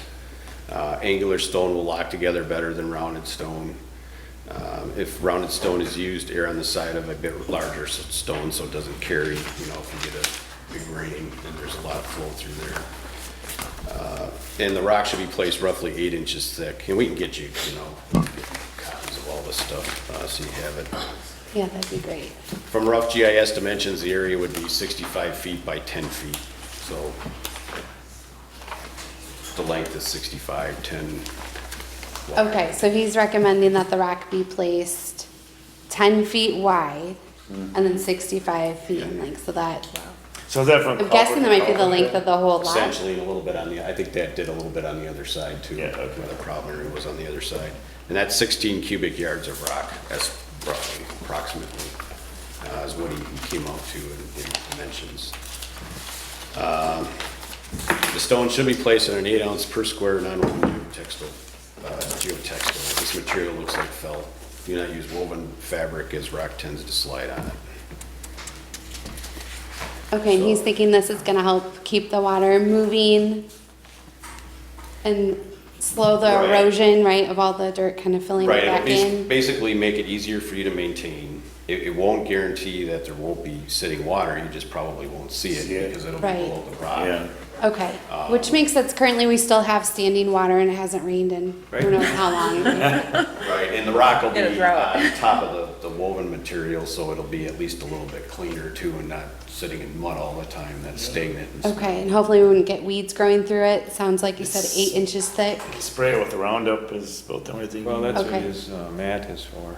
Yeah, I saw the one they did in Madison and it really didn't have a lot of weeds coming through. In time, That as the fabric's seeds pretty blow it strong. in, you know, it's Yeah. the new contribution. And the new debris or something that Yeah. comes down and settles, yep.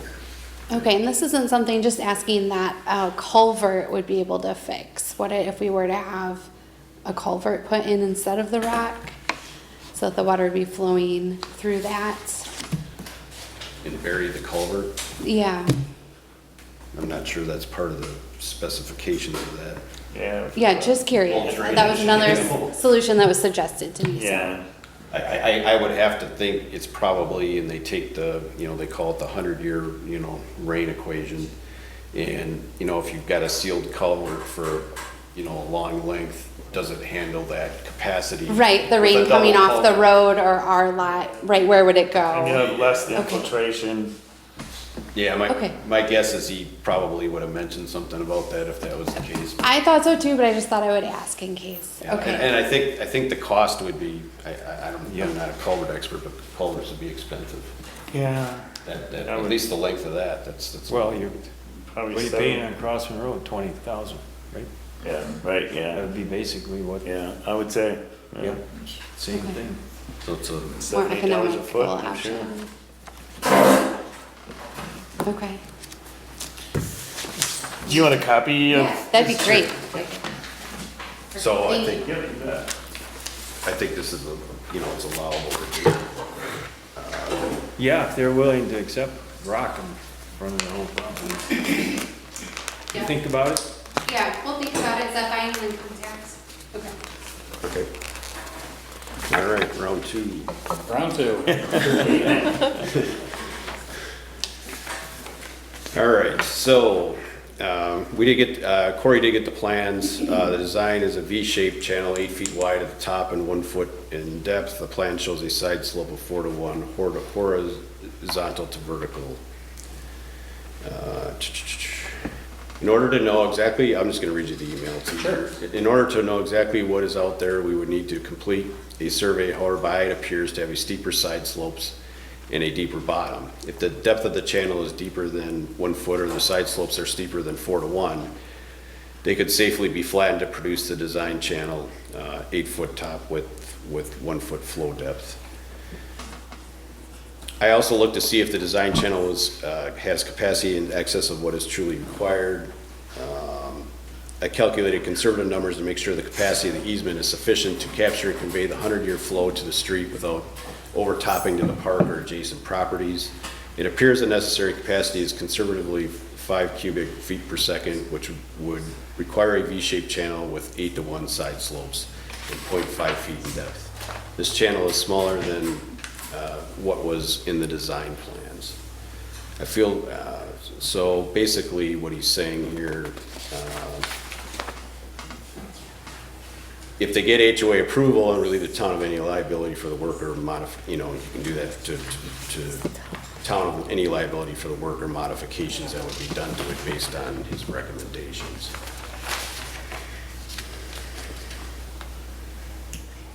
So they have to get Okay. HOA. Because the HOA, in your contract, you have to maintain it. Sure, and now when you say HOA, we fall in that weird area of which HOA. Yeah. And because we border then phase 2 HOA, do we need to get approval of both? Or You're in just the the new, one? you're in, I'm in phase 3, but Three. my neighbors to the south and this lot line that's in question is in phase 2 along with the park. So, That is true. when you say HOA, do you mean HOAs? I just read, this is what he had. So how do you spell your last name again? FRANSEE. Thank you. Yep. That should fall under the full HOA because F-R-A-N-S-E. they follow our bylaws. Might I ask, might I ask, what is the cause of all this?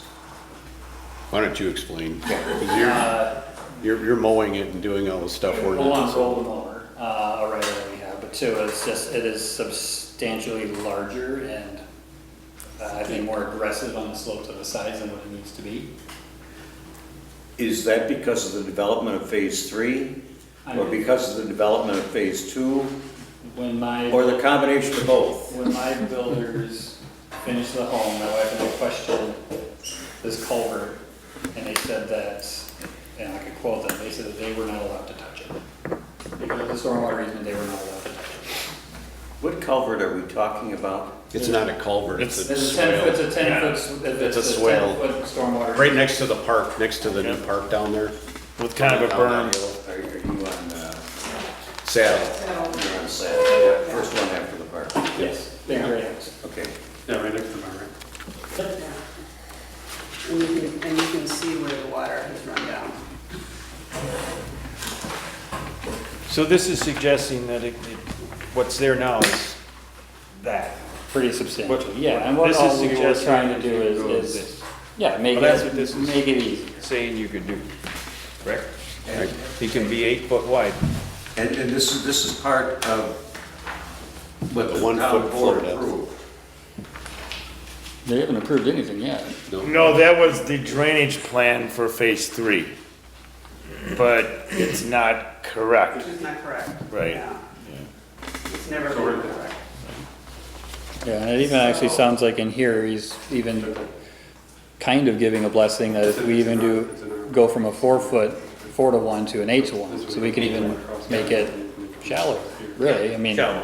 Well, you just, it's, It'd be wider, it wider. spreads out more. So it makes it easy. Yeah. So, I mean, it could even be that much better, so. I mean, Correct. this is, I spoke with him on Friday, just in case we couldn't get a babysitter for tonight's festivities. That's one way to look at It it. was kind of everything that we were expecting and hoping to hear. He wasn't making any guarantees, because obviously you guys need to give the nod. So- Right, if, again, if, you get HOA approval because you're maintaining it and you're doing the modifications to it, and then relieving us town of any liability if something does happen. No, I understand that. So, you need to get HOA But approval you first. don't need, Form for that. Thankfully, I have both the presidents sitting right No, here. we can work on that. We can work on it. On that approval. Yeah. Right. And Heather's as well. Part of the whole stormwater system. That's up for debate. Well, I that's what have this a is. different, I have a different photo that Robin provided me where, Oh, this is provided from Jason. yeah, I have a different, This is I all can show you agreed a different form Yeah. where it doesn't appear to be connected in any way, shape, or form. This is a separate one from this. It was You can agreed see it's upon by easement one and whom? easement two. Oh, yeah, see, so from, it's supposed to drain down to there, and stuff like that, that's to me. I've seen the hill you got on, I mean, I don't think there'd be any problem raising it. Yeah, it's not, Because it's we're not really- eliminating it. It's going, No, we're no, taking it back it's to really what's steep designed over to there, be. yeah, it's really steep over That's there. all we're trying to do. We're not trying to eliminate it. We're just taking it Will- back to. Will what you are planning to do impact any other lots? No. No. And I already spoke to our neighbor Paul, who is also adjoining that park, and he understands exactly what we're trying to do, and he seems He's fine. okay with it as well. Right, but you have to get their approval first, so if that can't happen tonight, then. No. then- No, we'll work on that. Can't happen tonight. Yeah. we'll move on, and then, but you have this, and we can get you a copy of this. Yeah. So, yeah, you got it? Yeah, I just gave them one, yeah. Excellent. Thank you, Dave. And then it's just, sounds like the second half is easy of removing liability, so, you know. Not so it goes by the wayside, but I know we had originally talked about the box elder tree that is on the property of the park. Is that still? It'll be in tree removal. Thank you. We're working on that. We have some other trees that Yep. are trying to group some things together. Thank you much. You're welcome. Figure out where Thank the you. money's coming from, right? Okay. Here we go, on the next one, back page. Discussion enter decision of the homeowner associations for Short Hills North Phase 3 organization and maintenance of ponds. Phase 3. Might I suggest, Mr. Chairman, that you take both D and C up at the same time? We can. Discussion enter decision of drainage pond maintenance plan for Short Hills Phase 1 and 2, all together with Phase 3.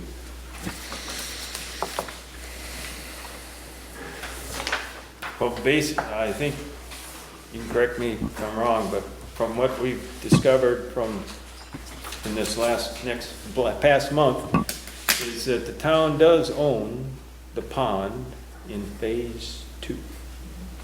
And it also owns that pedestrian walkway from Woodfield Lane to Bridle Path. Is that Bridle Path that comes? I have a question on that, but continue.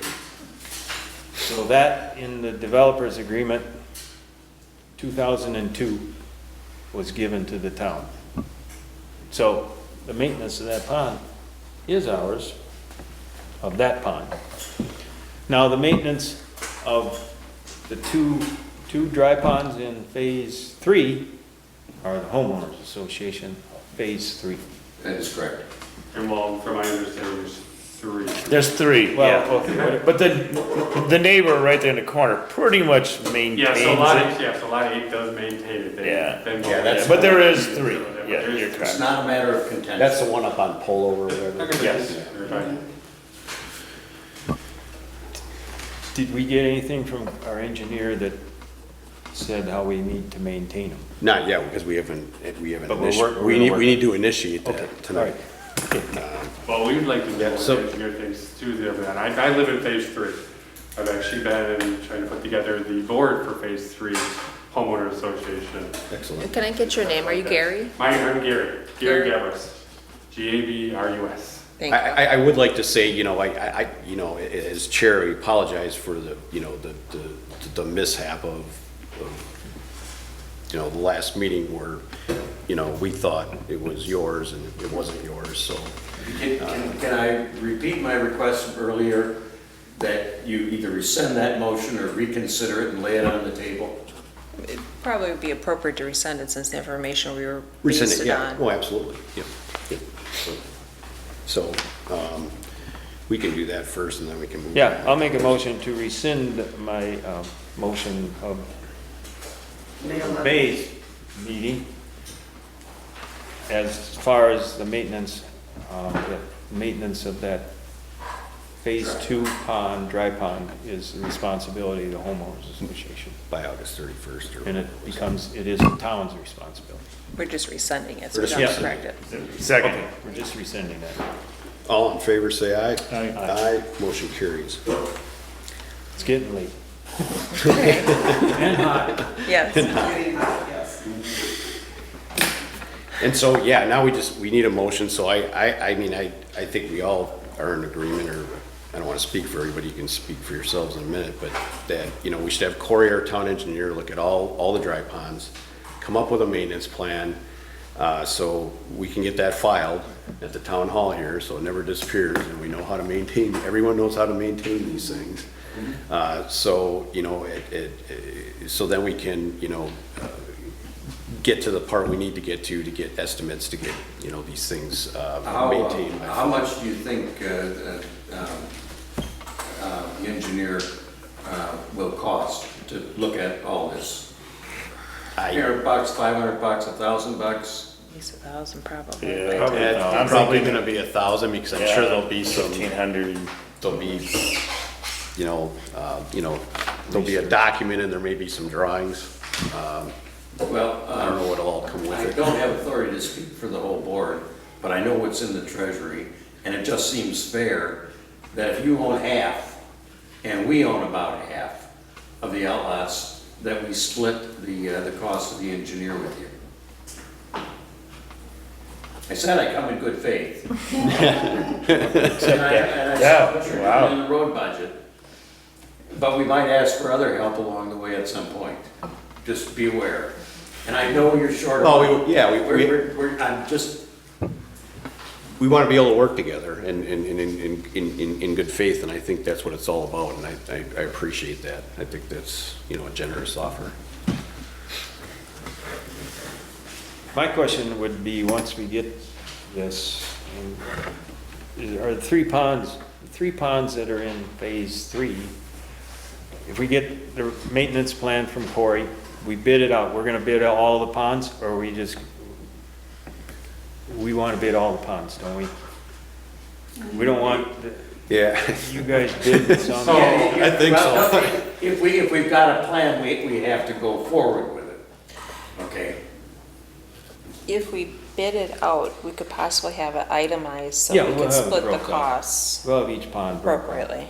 But I did think you brought up the point where, you know, we don't want to have to go back and, you know, sit there and assess every homeowner. It'd be nice just to get one lump sum payment for the maintenance of the pond and be done with it, you know, once, you know, the work was accomplished. So just to be straight over that, when you're talking about the 3 drainage ones in phase 3, you're talking about sending the engineer out there to get a whole thing in it, and then you guys are talking about bidding it out for you guys to take care of doing it?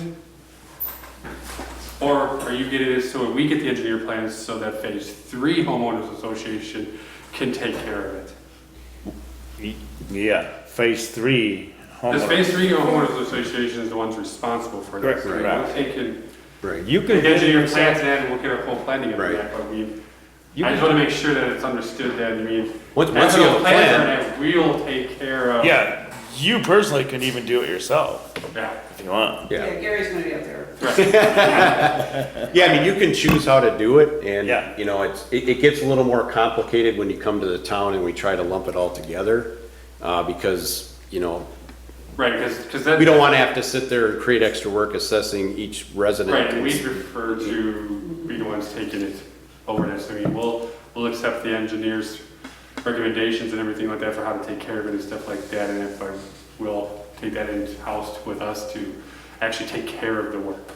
Yeah. Okay, that's fine. Yeah, and we'll keep, you know, like I said, we'll have all that on file, so, you know, if Right. somebody moves out and the document disappears on your end, we'll Right, have so something we're- yeah, here, we're so good we with have all that. something to As go back people on. change.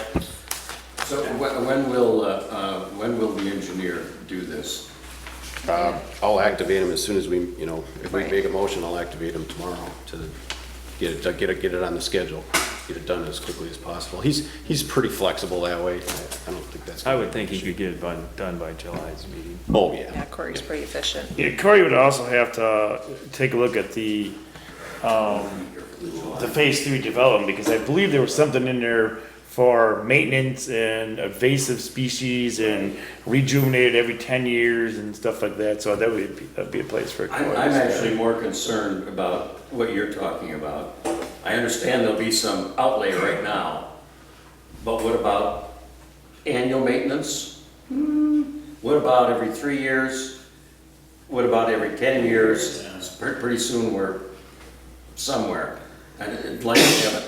Right, the engineer. You already got trees this big. Yeah, he's gonna have to look at that. That's the type of plan that we'll look for. It goes for your dry pond as well as the ones we've got. Right, I mean, ultimately, you like to do the bare bones, but you don't want to let stuff add up too. Right, So yeah. that's the key. Got it. So, I think it's supposed to be done every year to keep the weeds down to 6 inches, it was. Like that, yeah. So I think it's a yearly maintenance. Right. Then you stay ahead of all those trees and stuff that are gonna be And we growing. were told that, for phase 3 at least, that every 10 years, that somebody should be hired to come in and. Replant. Right. Yeah. Do whatever needs to be done, so we are collecting. or at least get it assessed. How we collect money, we're working on our our joint organization, but how we collect money is gonna go into to one treasurer with two accounts. And how we assess is gonna matter. So we need to know that. Sure. Before you make a motion, I wanna ask the question on. Pedestrian walkway? The walkway. The walkway. Yep. It shows that you own it, you know you own it, but there's a culvert there. I drove by and said, when did the town put a culvert in? On Whitfield Lane, there's one? No, this is on Bridle Path. Oh, we did. The neighbor, put that in. That was. There's a culvert that drains down. Nobody approved that. That was, you didn't approve it. No, it was not. I didn't even know it was happening. No. I don't know if that was put in, you'd like to believe it was put in for town access, but I think it was put in for construction purposes and never removed. It was not approved. Wait a minute. It's a problem. To me, it looks a little sophisticated. That's why I thought it was the town that did it. Well, the one Wait a is, minute. I think. he's talking about the easement one. Yeah, and there's no I'm end talking walls about on the it. easement one. Yeah. Yeah, that the town did. That's town, but the one next to it that's perpendicular, that looks like a driveway, it's a gravel, put a culvert in and there's gravel over the top of it and there's people parking there all the time. Yeah. And it looks like the guy tried to go over the town culvert to join with his driveway. Right. That was not approved. Yes, that was That not. one I don't know about. I'm talking about on the easement that you own, there is a culvert.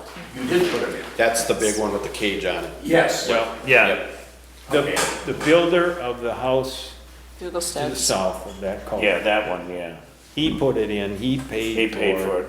because he put his garage facing north Uh, instead of facing the road, and he couldn't make his drive You back can- out of his driveway without. So you didn't put it in or pay for it, No. but you approved. We approved it, Yeah. but he paid for it. Okay. okay. And does it drain down into what we own? Now, see, now all that happened without a plan.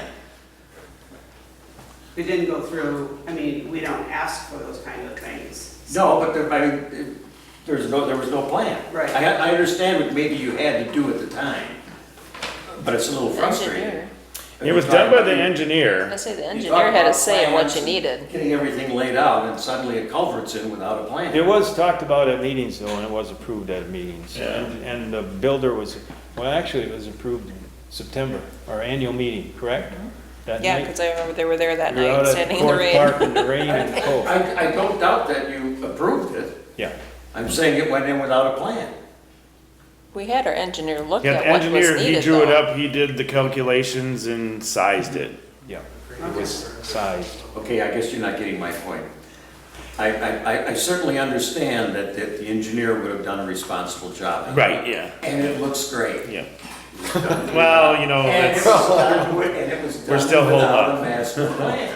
Okay, yeah, yeah. I get it, yeah. Yeah, you're right there. Okay.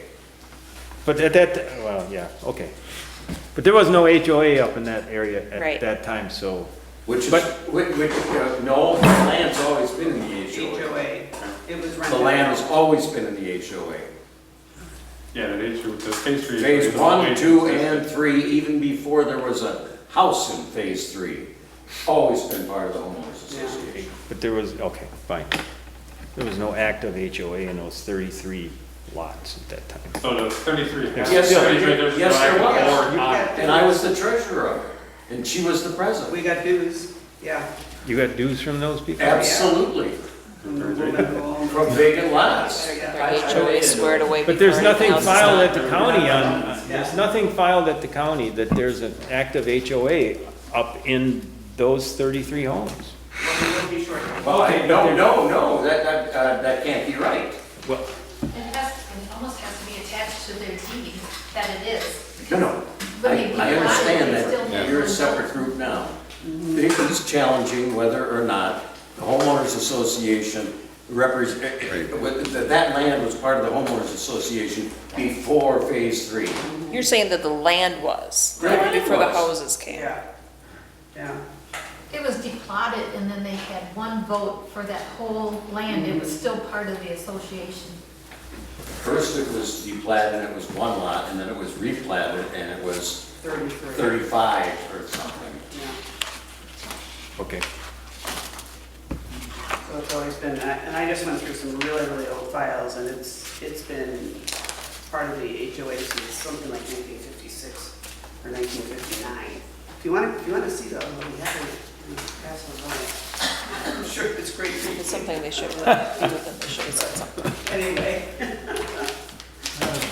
Okay. So, I do come in peace, I just want to be factual. I know. And I don't want to pull straws with you or whatever, but I don't, whatever. There's not there was.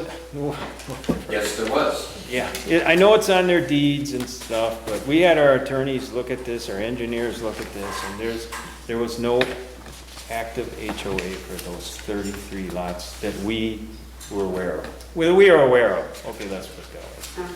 There may have been one. You guys did architectural reviews. I found that out from you. We weren't aware that you were collecting dues from those people. We were. Okay, so. From the person who owned the one lot, and then when it was replatted, from the person who owned the 35. Okay, okay. Fair enough. Now we're straight on that. Now I know who to go to when I need. It's getting more, I mean, I just my conversations that I've had with you, at least, it's, you kind of, you've got things compiled and it's organized, and I think that's really good, because someday when I'm not around and these guys aren't around and whatever, it'd be really nice for the town to have a copy of all that, so they understand when problems start arising as to, what that picture looks like, rather than going back through this whole process we had at several meetings, trying to figure out who is what. And who does what? yeah. I mean, that. We're getting there. Yeah, it's great to hear. We're taking those steps. That's great. So we need a motion to basically engage the engineer to get us maintenance plans, appropriate maintenance plans at a cost of 50% to the town and 50% to the HOA. Is that? Well, they'll bill the town and then we'll have to bill them for their So we don't help. need it in the motion. I would still add it just so it doesn't get missed, to make sure the billing happens. That's your motion. That's my I'll motion. second it. I'm not gonna repeat All in it. favor, say aye. He did, aye. Aye. Motion carries.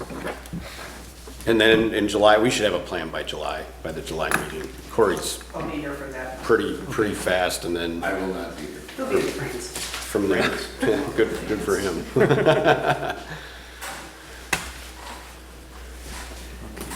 Okay, discussion and our decision of the snow plowing contract renegotiation. Got a copy of that. Yeah. I got buried. Somewhere in the pile. So we started with a draft after Tom and I met with Jason to get a working draft going. What's in yellow is what was added, tweaked, whatever needed to happen. Okay, so this had input from Jason? Yes. Okay, all right. And we added appendixes to add the brining processes. We added the appendix for the brine. And then we added the appendix for an emergency plan, whether it be for a brine spill or other emergencies. And those can be added. Could be Once salt so- spill, it could be a lot of things, yeah. Right, so those things can be added separately as appendixes that aren't contingent. It doesn't make the contract contingent on approval, since we don't have that language put together yet for the brining. But Okay. Did you discuss salt and sand mix at all? or- Yeah, and he adjusted that in here. The new adjustment should be in here, right? So that was adjusted. It was 8 to It's 1, not- right? Because then when we were in the meeting, it it was. wasn't really fully decided what you guys had kind of talked about, and then it got off sidetracked with the brining. I thought that's what it always was. Because originally it was. It is what it's always been. I think it was higher before, and then he said, no, I think it's 8 to 1, or we've been doing 8 to 1, or whatever it was. is what Yeah, he I said. think okay. Yeah. Yeah, 8 to 1 is what it has been. Okay. Did you discuss anything about possibly doing certain different areas, different ways, as far as the amount that's spread on? As far as sand, salt, Yeah. sand, Same salt, sand mix. And even the aspect getting into spring, like, do you need to do either or just salt at that point versus sand and, you know, over application of sand, those types of things, when you know the snow's gonna melt. Yep, it's gonna warm up to 40 by 8 Yeah. o'clock or whatever. So, yeah, and we were gonna do a ride around, because we were gonna look at brushing too, because he had a lot of problems with two things. The raised culverts on Bridle Path and some other areas where it's actually blowing the plow off in the winter. And then they have to drive all the way back and reset the plow. And so that costs us, obviously, by the hour till they get that done and get back out there. So we want to take a look at, you know, those two things, you know, raising the road, you know, so that isn't happening. And then the brushing, and then you know, so we could put a comprehensive plan together and phase it in over the next couple of years to make it feasible. There's a lot of areas, and, you know, you don't really realize it till you hit this time of the year that you raise a dump box, and your dump box is grabbing all the trees. Yeah, and and they get, everything. So it's not just. they're weighted with the leaves right now, but they get weighted with snow. And that's one of the things when I circle down here, it says, you know, for the obstructions to the height of 12 foot. And I think that needs to be raised to 15 because for the driveways, fire trucks and ambulance and all that, it's 15 feet wide and 15 feet high. So, I don't know, I know it's just splitting a hair, but it's not really super consistent. It's the first line in the third page. That's our responsibility anyway, so you can change it. I don't think he's gonna argue with you making it more Yeah, points. yeah, Yeah, I would have to probably agree with that. Okay. Makes sense to me. otherwise, you know, it's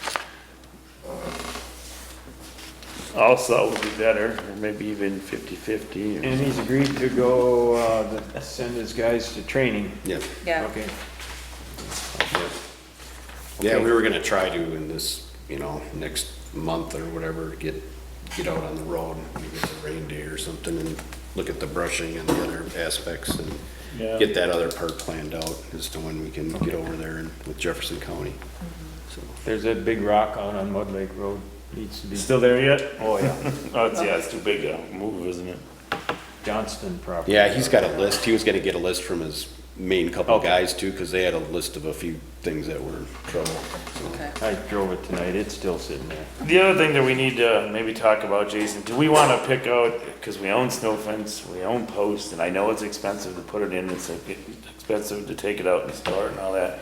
But is there maybe 10 areas that are problematic that we need to put that snow fence up? Seems like whenever that decision comes along, it's already in December, which is already too late. So I don't know if we Wanna just add want that. to abandon the idea and sell that stuff, or If he sees his it, guys know where they it's are. you did make mention of it, because I remember him talking about bringing the loader out to Yeah. move the big piles. Oh, yeah. Yeah. And in certain years, you're gonna have that anyway, but I know on London Road, there's a really bad spot. And as soon as we put that snow fence up, and then it's a year that we don't really need it, that always happens. Exactly, yeah. Yeah, that's happened a few times. Yeah, and the county does less and less all the time too, so you know, it's expensive and it's a chore. I guess I'd rather, instead of making that decision tonight, I mean, we're gonna be putting the brushing together, this other stuff together, I mean, and it's stuff we're gonna have to ultimately raise. Yeah, my thought is you just need to think about it because we Because he'll have have a this list of stuff that and too, he'll say, here, these are the Yeah. 5 areas that are the big we problems. got the stuff and it's like either we use it or we just totally forget about it, one or the other. Right, right, and then we can, you know, come back, hopefully in July, if not August, and say, you know, this is what we talked about, these are the areas, and we can squeeze the trigger off on it. Yeah. When we talked about item number 22, about the spring cleanup areas, he said he just sold his brush truck. Because he was never using it, because we weren't asking for the cleanup. I frowned on that one. We didn't frown, but he's just. Yeah, he just thought it was I knew funny. he was He planning just- to do it. just sold it, His yeah. plan had to use all salt, that's what he was doing. No, it was even before that he sold it. He Well, said- I just said he wasn't using it. Yeah. He's never using it, so, but we are getting, I think we're getting some So he was correspondence. open to the idea of the cleanup so that we're not having to bid that out and then waiting that much longer to get it done, and is what's my understanding. Tom, was that? Yep, that was my understanding, and then that he knew the heavier areas, so he'd be able to get those done, you know, first thing. Because his guys know which areas get dumped on the worst, so it makes sense. Okay, so what do you need, just approval of this amended contract or new contract? Yeah, Or, I believe so. okay, I'll make a motion to approve the amended contract because Dave added 15 foot. Second. All in favor, say aye. Aye. Motion carries.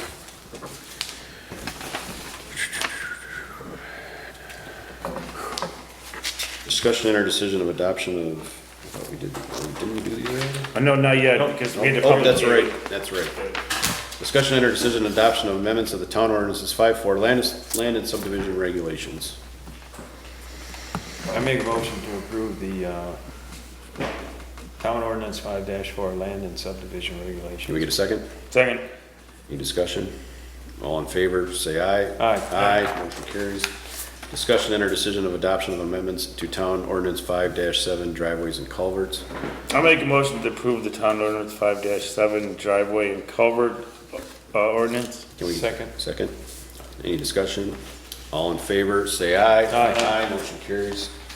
2 years they've been hanging around there. Right? Done. It's done. When we turn around, we'll probably have to do something else. Robin, with it. any correspondence? Any correspondence? You had mentioned earlier that letter that came from John Reich in regards to the boundary agreement, but because the Plan Commission is still working on that, that's something I was going to present to them for their next meeting, for them to review. No, other correspondence is major. Other than advertising for Lots of yeah, the advertisement for the Crossman Road bids, that came in. Yeah, right. Did you mention that during your report? I thought you were. I did not. Okay. I just said the bidding, it was in, you know, it was going well. Yeah, so that would, yeah, you're right, that is one other correspondence that came through, and that's going to be published in the Lake Mills Leader, and it's also on Quest, which is the only way to submit the bid for Crossman Road. And then I'll, of course, post it to the website and send it out to the list of the contractors that we already have, so they get it directly. Yeah. So, Excellent. All right, meeting scheduled, July 6, 2021, Joint Rock Lake Committee meeting, 6 PM. That's moved to June 22nd, and possibly another meeting still on that date, don't know yet, they're kind of all over. Okay. And then July 6, 2021, Plan Commission meeting, 7 PM at the Town Hall. And July 13th, 2021, Town Board meeting, 7 PM at the Town Hall. Make a motion to adjourn. Second. All in favor, say aye. Aye. Meeting is adjourned.